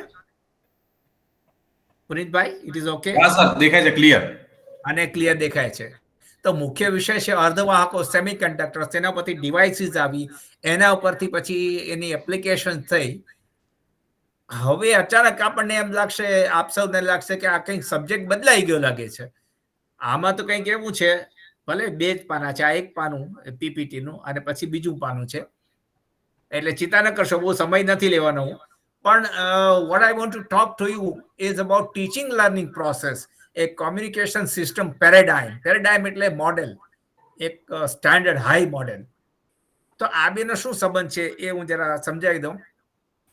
આ આખી વાત કરવાનો હેતુ એ છે कि सीखवा ने शिखवानी, पढ़ने और पढ़ाने की जो प्रक्रिया है, क्लासरूम इंटरेक्शन जो है, वो एक संचार प्रक्रिया, प्रत्यायन जिसे बोलते हैं, so that is also a communication system. હવે આ વાત રજૂ કરવાનું કારણ શું, મૂળ તો 2 વર્ષ પહેલા મેં એક એવો લેખ લખ્યો હતો કે જેમાં teaching learning as a communication system એના વિશે ચર્ચા કરી હતી. અને ત્યાં મેં એક જગ્યાએ લખ્યું હતું કે ફિઝિક્સ ધોરણ 12માં કોમ્યુનિકેશન સિસ્ટમ એ છેલ્લે એક ચેપ્ટરમાં આવે છે. પછી કોઈએ મારું ધ્યાન દોર્યું કે સાહેબ એ ટોપિક તો કાઢી નાખેલો છે. એટલે મને ઝાટકો લાગ્યો. ત્યારથી મેં એ ધ્યાન પર લીધું કે કયા કયા આવા અગત્યના ટોપિક્સ છે એ છેક 8મા ધોરણથી 8, 9, 10, 11, 12માં કાઢી નાખવામાં આવ્યો છે, એને કારણે નુકસાન થયું છે. That's a different discussion. અત્યારે આપણે એમ વાત કરીએ કે what is a communication system and how is it that the idea applies to teaching learning. જે અધ્યાપનની પ્રક્રિયા છે એમાં આ ટેકનોલોજીકલ મોડેલ કેવી રીતે કામ લાગે છે. તો હવે હું બીજા પાના ઉપર જાઉં છું. What is communication after all? અત્યારે જ હું આપની સાથે વાત કરું છું, હું તો અમેરિકામાં ટેક્સાસમાં ઓસ્ટિન નજીક બેઠો છું. અહીંયા મારે સવારના વાગ્યા છે 11:05-7 થઈ છે. મારો જે અવાજ છે એ વહેતો થાય છે અને મે બી ઓપ્ટિકલ ફાઇબર કેબલ્સથી એટલાન્ટિક મહાસાગરમાંથી આવે છે અને તમારી પાસે પહોંચે છે. One kind of communication. તો કોમ્યુનિકેશન સિસ્ટમમાં શું હોય છે બધા જાણે છે એ જ વસ્તુ હું અહીંયા રજૂ કરું. ધેર ઇઝ અ ટ્રાન્સમીટર, દાખલા તરીકે હું બોલું છું. There is a communication system, channel, વહનનું માધ્યમ જેને કહેવાય. અને ધેર ઇઝ અ રિસીવર, બીજી સાઈડે આપ સાંભળો છો, રિસીવર. ટ્રાન્સમીટર, ચેનલ, રિસીવર, આ મુખ્ય ઘટકો છે. These are the major components of the communication system. આને હું ચિત્ર રૂપે રજૂ કરવા માંગુ છું. એક ઇન્ટરેસ્ટિંગ ડાયાગ્રામ આપ જુઓ કે અહીંયા ટ્રાન્સમીટર છે અને આપ જોઈ શકો છો કે ટ્રાન્સમિટ કરનાર કોણ છે. પછી એ જે કહેવા માંગે છે એ ચેનલ પર થઈને વહન થઈને સામે જાય છે. રિસીવર છે, એમ સમજો કે આ બેઠા છે વિદ્યાર્થીઓ. અને પછી 5 નંબર મેં આપ્યો છે. આપ જુઓ કે મુખ્ય 3 ભાગ છે, ટ્રાન્સમીટર, ચેનલ, રિસીવર, પણ મેં એને 1, 2, 3, 4, 5 5 ભાગ કર્યા છે. તો દોસ્તો હું આપને કહેવા માંગુ છું કે શીખવાની પ્રક્રિયા છે એ પણ એક કોમ્યુનિકેશન સિસ્ટમ છે, પેરેડાઇમ એવો કહી શકાય. આવો વિચાર કરવાનો હેતુ શું, ફાયદો શું એનાથી? એનો ફાયદો છે આપણે આ સિસ્ટમને ઇમ્પ્રૂવ કરી શકીએ છીએ. એના ઇમ્પોર્ટન્ટ કોમ્પોનન્ટ શું છે સમજીએ તો એને ઇમ્પ્રૂવ કરી શકાય છે. ઓકે, તો દોસ્તો હવે આપણે એમ સમજીએ છીએ કે ટેકનોલોજીકલ કોમ્યુનિકેશન સિસ્ટમ ઉપરથી આપણે આવીએ કે જે ક્લાસરૂમ ટીચિંગ છે, શિક્ષણ, ભણવું ભણાવવું, એમાં આ જે છે તે શિક્ષક છે અને આ શિક્ષક કોણ છે આપને ખ્યાલ આવી ગયો. ચિત્ર જોતા જ કોઈ પણ કહી શકે કે આ કોણ છે. પણ અહીંયા 1 2 3 4 5 એ શું છે? ઓકે, ચાલો એનો આઈડિયા આપી દઈએ. એટલે આપણને જે અધ્યાપનની પ્રક્રિયા છે એમાં વધારે સુધારો કરવાની એક પ્રેરણા મળે. નંબર 1 જે છે એ origin or source for encoding the signal. જે સિગ્નલ એટલે કોઈ પણ ઇન્ફોર્મેશન કોઈ પણ સ્વરૂપમાં ચિત્ર હોય, ઓડિયો, વિડિયો, એમિશન, એનિમેશન વગેરે, તો એ શિક્ષકના મનમાં એન્કોડ થાય છે, યાને કે સંકેત રચના થાય છે. એટલે કે બીજા શબ્દોમાં એવું કહે કે શિક્ષક છે એ ભણાવવા માટે લેક્ચર તૈયાર કરે છે, પોતાનું વર્ગમાં જવાનું છે એના માટે તૈયારી કરે છે. અને એ 1 છે એટલે એનું મગજ છે કે જ્યાં સિગ્નલ એન્કોડિંગ થાય, સંકેત રચના થાય છે. પછી 2 એટલે હા, એક ક્વેશ્ચન છે. It means transducer. હા, ઓકે, યસ, ઓકે, હા, એમ પકડી શકાય. એટલે 1 જે છે એ ત્યાં રચના થઈ સંકેતની. 2 એટલે ટ્રાન્સમિટિંગ સિસ્ટમ થઈ 2. પછી ચેનલ એટલે ક્લાસરૂમમાં બોર્ડમાં લખો અને વિદ્યાર્થીઓ વાંચે, અથવા તમે બોલો, અથવા પીપીટી રજૂ કરો, અથવા ઓનલાઈન અત્યારે ચાલે છે, આ ટ્રાન્સમિશન ચેનલ છે. પછી 4 એટલે સામે વિદ્યાર્થીઓ. આ બાજુ આઇન્સ્ટાઈન ટીચર છે અને આ બાજુ જે છે તે વિદ્યાર્થીઓ છે. તો 4 જે છે રિસીવર, અને રિસીવરના આપણે 2 ભાગ કર્યા છે. જેમ ટ્રાન્સમીટરના 2 ભાગ કર્યા છે એવી રીતે રિસીવરના 2 ભાગ કર્યા. શું? તો કે ફિઝિકલી સ્થૂળ ભૌતિક રીતે વિદ્યાર્થીઓ એ ઝીલે છે, અને પછી જે સિગ્નલ છે ને એ સિગ્નલ કાનમાં થઈને મગજમાં પહોંચે છે. હવે ત્યાં કદાચ સમય વધારે લાગે કે ઓછો લાગે એ મને ખબર નથી, પણ 5 નંબર છે એમાં વિદ્યાર્થીનો એટલે કે રિસીવર જે છે એનું બ્રેન બતાવેલ છે. સો there is a receiving system and there is a system inside for decoding the signal. એટલે પ્રોસેસિંગ કરે છે, ઇન્ટરપ્રિટેશન કરે છે, સ્ટોરેજ કરે છે. આમ ભણાવવાની ને ભણવાની પ્રક્રિયા છે પણ એક જાતની કોમ્યુનિકેશન સિસ્ટમ છે, એવો એક પેરેડાઇમ અથવા મોડેલ રજૂ કરી શકાય. ઓકે, હવે આ બધું તો સારું એમ કે સરખામણી લાગી કે ચાલો આ તમે આની સાથે એમ ટેકનોલોજી સાથે આપણે ટીચિંગ લર્નિંગ, પેડેગોગી, એજ્યુકેશનની સરખામણી કરી છે. એનો ફાયદો શું છે? તો ફાયદો આ છે કે કોમ્યુનિકેશન સિસ્ટમમાં પણ જે હોય છે ડિસ્ટોર્શન એન્ડ નોઇઝ. કોમ્યુનિકેશન્સ આપણે ફોન કરતા હોય ત્યારે ડિસ્ટર્બન્સ આવે છે. હમણાં દર્શનભાઈ પણ કહ્યું કે ભાઈ મ્યુટ અધર્સ, બીજા બધા ડિસ્ટર્બન્સ કરતા હોય. ડિસ્ટોર્શન એટલે મૂળ સિગ્નલ છે એમાં કોઈ જાતની વિકૃતિ આવે. અને નોઇઝ ઇઝ અનવોન્ટેડ ફ્રીક્વન્સી. એ કદાચ કોઈ ને કોઈ રીતે ડિસ્ટોર્શન અથવા નોઇઝ આવી જાય, એ ટ્રાન્સમિશન સિસ્ટમમાં પણ આવે, એ ઇવન ચેનલની અંદર પણ આવી શકે. અને સાથે સાથે શું બને કે લોસીસ, કોઈક રીતે અમુક સિગ્નલ જે છે પહોંચે નહીં. આપણે પેલું ગુજરાતીમાં કહે છે ને કે કહ્યું કાંઈક અને સાંભળ્યું કશું, આંખનું કાજળ ગાલે ઘસ્યું.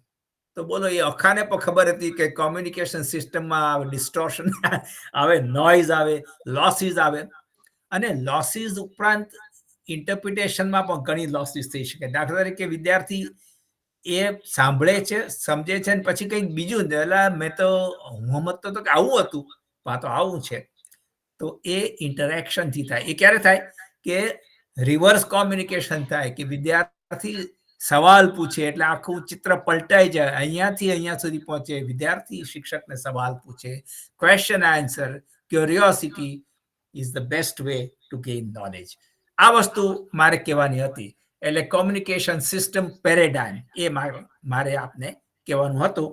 તો આ સાથે મારે કહેવાનું છે એ પૂરું થાય છે. Thank you so much. અને હવે આપણે પાછા પુનિતભાઈને કહીએ કે એ એમની રીતે આગળ વધે. Thank you Punitbhai. યસ, આમાં વોઇસ બંધ છે પુનિતભાઈ. હા, મારે મ્યુટ કરવાનું કે બધું પતી ગયું? Everything is done? Okay sir, fine. હવે સંભળાય છે ને? Sorry for that. ઓકે. ચાલો, સરનો very ખૂબ good. ખૂબ આભાર કે એમણે સરસ રીતે આપણને ટીચિંગ લર્નિંગ પ્રોસેસ એ કોમ્યુનિકેશન સિસ્ટમ પેરાડાઇમ સમજાવ્યું એ બદલ. અને બહુ સમય ન લેતા આપનો હું દિલીપભાઈ સદસ્યને કંઈ થોડો પ્રતિભાવ આપે. Oh, yes. દિલીપભાઈ આ કાર્યક્રમ વિશે થોડો પ્રતિભાવ આપે.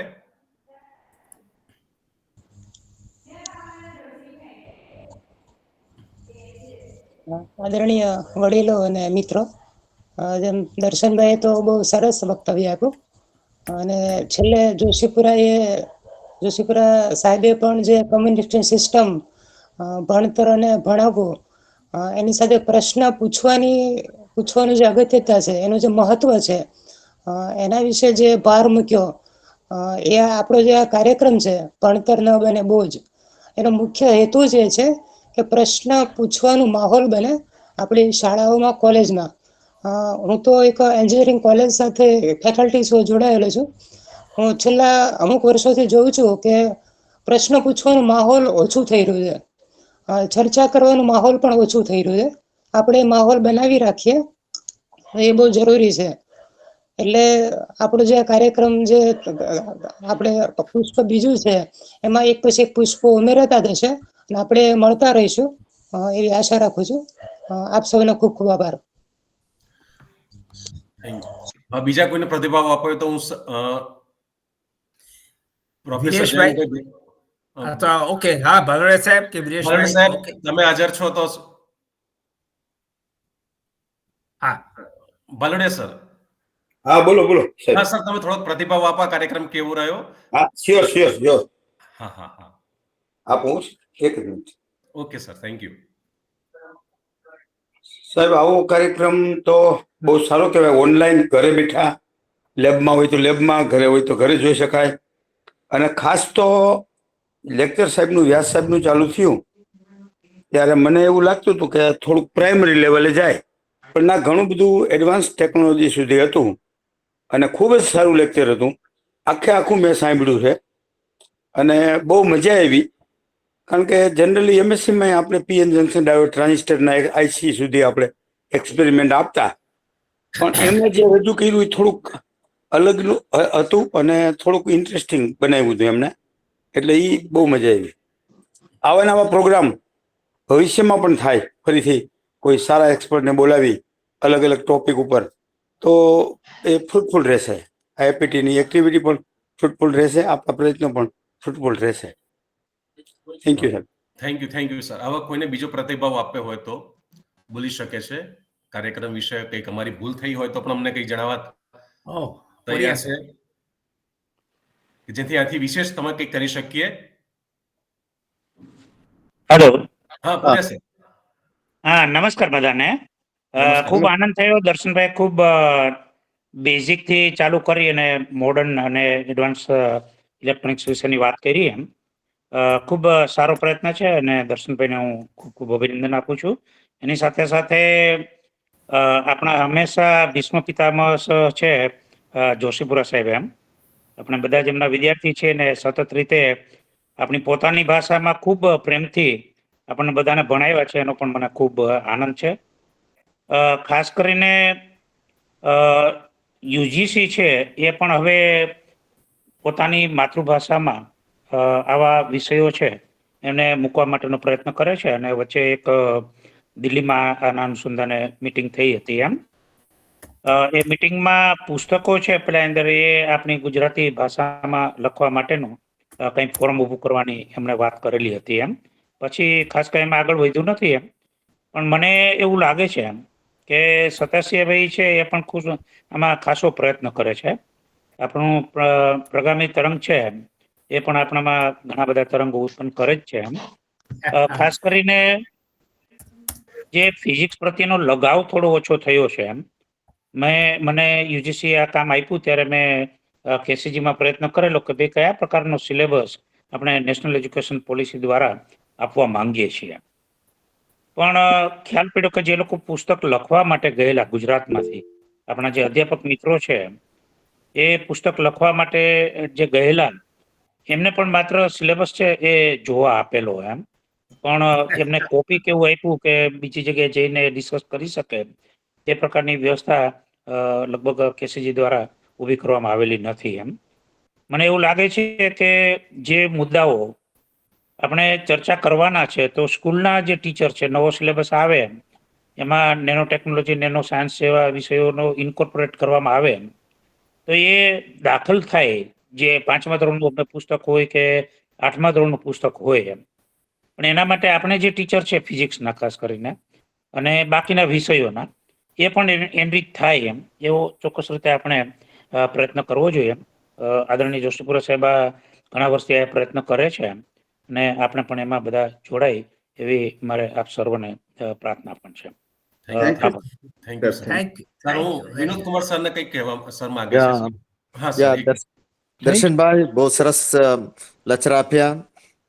મને તો લાસ્ટ ફ્યુ આપના પ્રોડક્ટ બધે બહુ સરસ લાગ્યું, ઇલેક્ટ્રોનિક્સનું આઇટમ્સ એન્ડ પેટર્ન્સ. મારું રિક્વેસ્ટ એ છે, તમે આ બધા પ્રોડક્ટ તમારા પેટર્ન મળેલા હોય, એના ઉપયોગ થાય એવી રીતે થોડા બ્રીફ લખીને આપો, યા આપણા આઈએપીટી ફોરમમાં એના વિશે કશું પ્રસ્તાવ કરે તો યોગ્ય લાગે. जी सर. और अपना નેશનલ લેવલ પર પણ ટીચર્સ માટે પણ કંઈ ને કંઈ કોમ્પિટિશન થાય છે. એટલે તમારા કોઈ બી નવી પ્રોડક્ટ એવી રીતે બનાવતા હોય તો નેશનલ લેવલ પર પણ તમે એના આપી શકીએ અને પ્રાઇઝ બી મળી શકીએ, ઓર નેશનલ લેવલ પર એક એનું એડવર્ટાઇઝમેન્ટ બી થાય. એટલે મારું ઈચ્છા છે તમારા બધા પ્રોડક્ટ આપના આઈએપીટી ફોરમ દ્વારા પ્રકાશિત થાય કઈ ને કઈ તરીકે से. जी सर, जी thank you sir. Okay, very well done, very well done, and we look forward for all such activities in the future. जी thank you very much sir. Vinod Kumar sir, thank you Poriya sir, Joshipura sir, thank you very much to all. Halodiya sir, thank you very much. Sir thank you very much sir. હવે હું કાર્યક્રમમાં છેલ્લા અંતિમ પડાવ તરફ જઈ રહીએ છીએ. આપણે આભાર વિધિ કરીએ છીએ. હું જરા 1 મિનિટ વચ્ચે 1 મિનિટ. હા સર, હા સર. હા, એ જે પ્રોફેસર વિનોદ કુમારે વાત કરી એ દર્શનભાઈ, આઈએપીટી તરફથી national competition on innovative experiments in physics એક સ્પર્ધા થાય છે.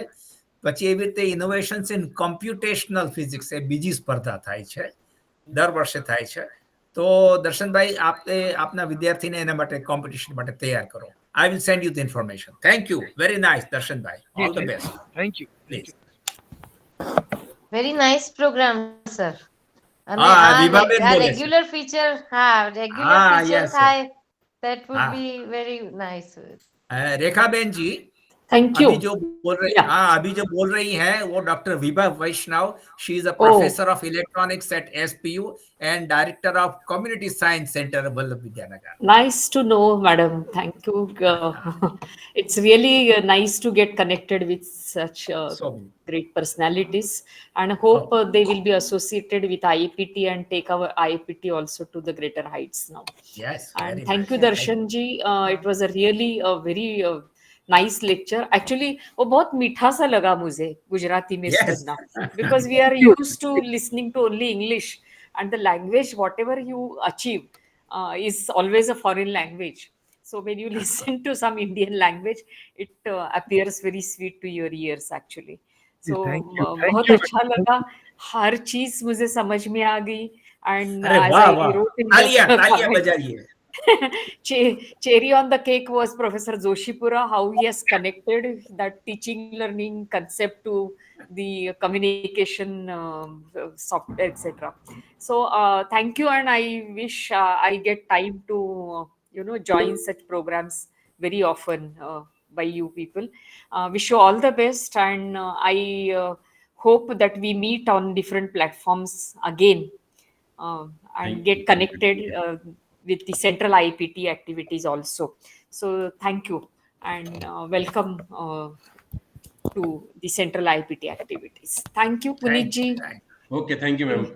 And Vinod Kumar ji. Yeah. Hitesh भाई ने विनंती करी से थोड़ा आभार विधि करे. जो कोई प्रश्न હોય sir. Dr. Hitesh Modi is a physics teacher from Patan, higher secondary physics teacher, but PhD in physics. Thank you sir, thank you Punitbhai. ભણતર ન બને બોજ જાણે કે ઉત્સવ રોજ કાર્યક્રમ અંતર્ગત અર્ધવાહકોની અનોખી દુનિયા વિષય અનુસંધાને સમગ્ર ગુજરાત રાજ્યમાંથી ઉપસ્થિત રહેલા ઓનલાઈન વાર્તાલાપ કાર્યક્રમમાં તમામ શિક્ષક મિત્રોનો હું અંતરપૂર્વક આભાર વ્યક્ત કરું છું.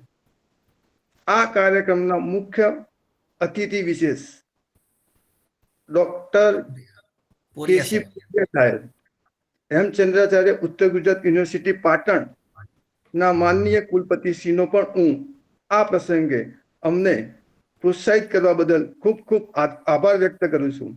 સાહેબને જણાવું કે હું પણ એક પાટણનો જ ટીચર છું અને પાટણની હાઈસ્કૂલમાં 11-12 ધોરણમાં ફિઝિક્સ વિષય ભણાવું છું અને જોશીપુરા સાહેબની સાથે જ રહીને મારું પીએચડીનું કામ પૂર્ણ કરેલ છે.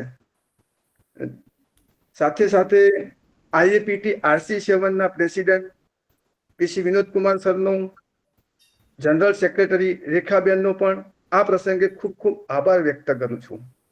આ કાર્યક્રમના મુખ્ય વક્તા ડોક્ટર દર્શન વ્યાસ સાહેબનો, જેમને અમને તમામને અર્ધવાહકોની અનોખી દુનિયામાં લઈ જવા બદલ તેમનો પણ ખૂબ ખૂબ આભાર વ્યક્ત કરું. અને આ સમગ્ર કાર્યક્રમમાં અમારા બધાના પ્રેરણારૂપ અને જેમને અમે બધા એવા ભીષ્મ પિતામહ તરીકે ઓળખીએ છીએ એવા પ્રોફેસર KN જોશીપુરા સરનો હૃદયપૂર્વક ખૂબ ખૂબ આભાર વ્યક્ત કરું છું. અને અંતે સમગ્ર કાર્યક્રમને સફળ બનાવનાર મારા તમામ સાથી મિત્રો પુનિતભાઈ સુથાર, દિલીપભાઈ સતાસિયા અને ચિંતનભાઈનો પણ અંતકરણ ખૂબ ખૂબ આભાર વ્યક્ત કરું. આગામી સમયમાં આવા જ કાર્યક્રમો અને વાર્તાલાપની શ્રેણી જળવાઈ રહે એવી અભ્યર્થના સાથે હું મારી વાણીને વિરામ આપું. Thank you Hiteshbhai. સર, તમને એક કહેવા માંગુ છું, લાગે છે લગભગ 35 જેટલા ટીચર્સ આપણી જોડે જોડાયા હતા. જે આપણે વાત કરતા 35 ટીચર્સ જોઈન ધી પ્રોગ્રામ. જે કમિટી મેમ્બર છે એ સિવાય અને જે પ્રેસિડેન્ટ છે આપણે એ સિવાય બધા જ ગેસ્ટ સિવાય 35 ટીચર્સ આપણી જોડે આજે જોડાયા હતા. એ બધા આપણને આનંદ થાય છે કે કાર્યક્રમ ઘણો સફળ રહ્યો છે. હું જોશીપુરા સાહેબ છે, અમારા પ્રેસિડેન્ટ વિનોદ કુમાર સર છે, વાઇસ પ્રેસિડેન્ટ ભાલોડિયા સર છે, અને મુખ્ય વક્તા જે છે આપણા એ બધાનો અને ટેકનિકલ તરીકે ચિંતનભાઈનો પણ હું આભાર માનીએ છીએ અને કાર્યક્રમને અહીંયા પૂર્ણ કરવાની અનુમતિ માંગુ છું આપની કે કાર્યક્રમ આપણે અહીંયા પૂર્ણ કરીએ છીએ, પૂર્ણ જાહેર કરું છું અહીંયા. તો આપણે રજા લઈએ sir. Okay, thank you very much. Thank you, આભાર, આવજો. Good night to all. Thank you. Good night.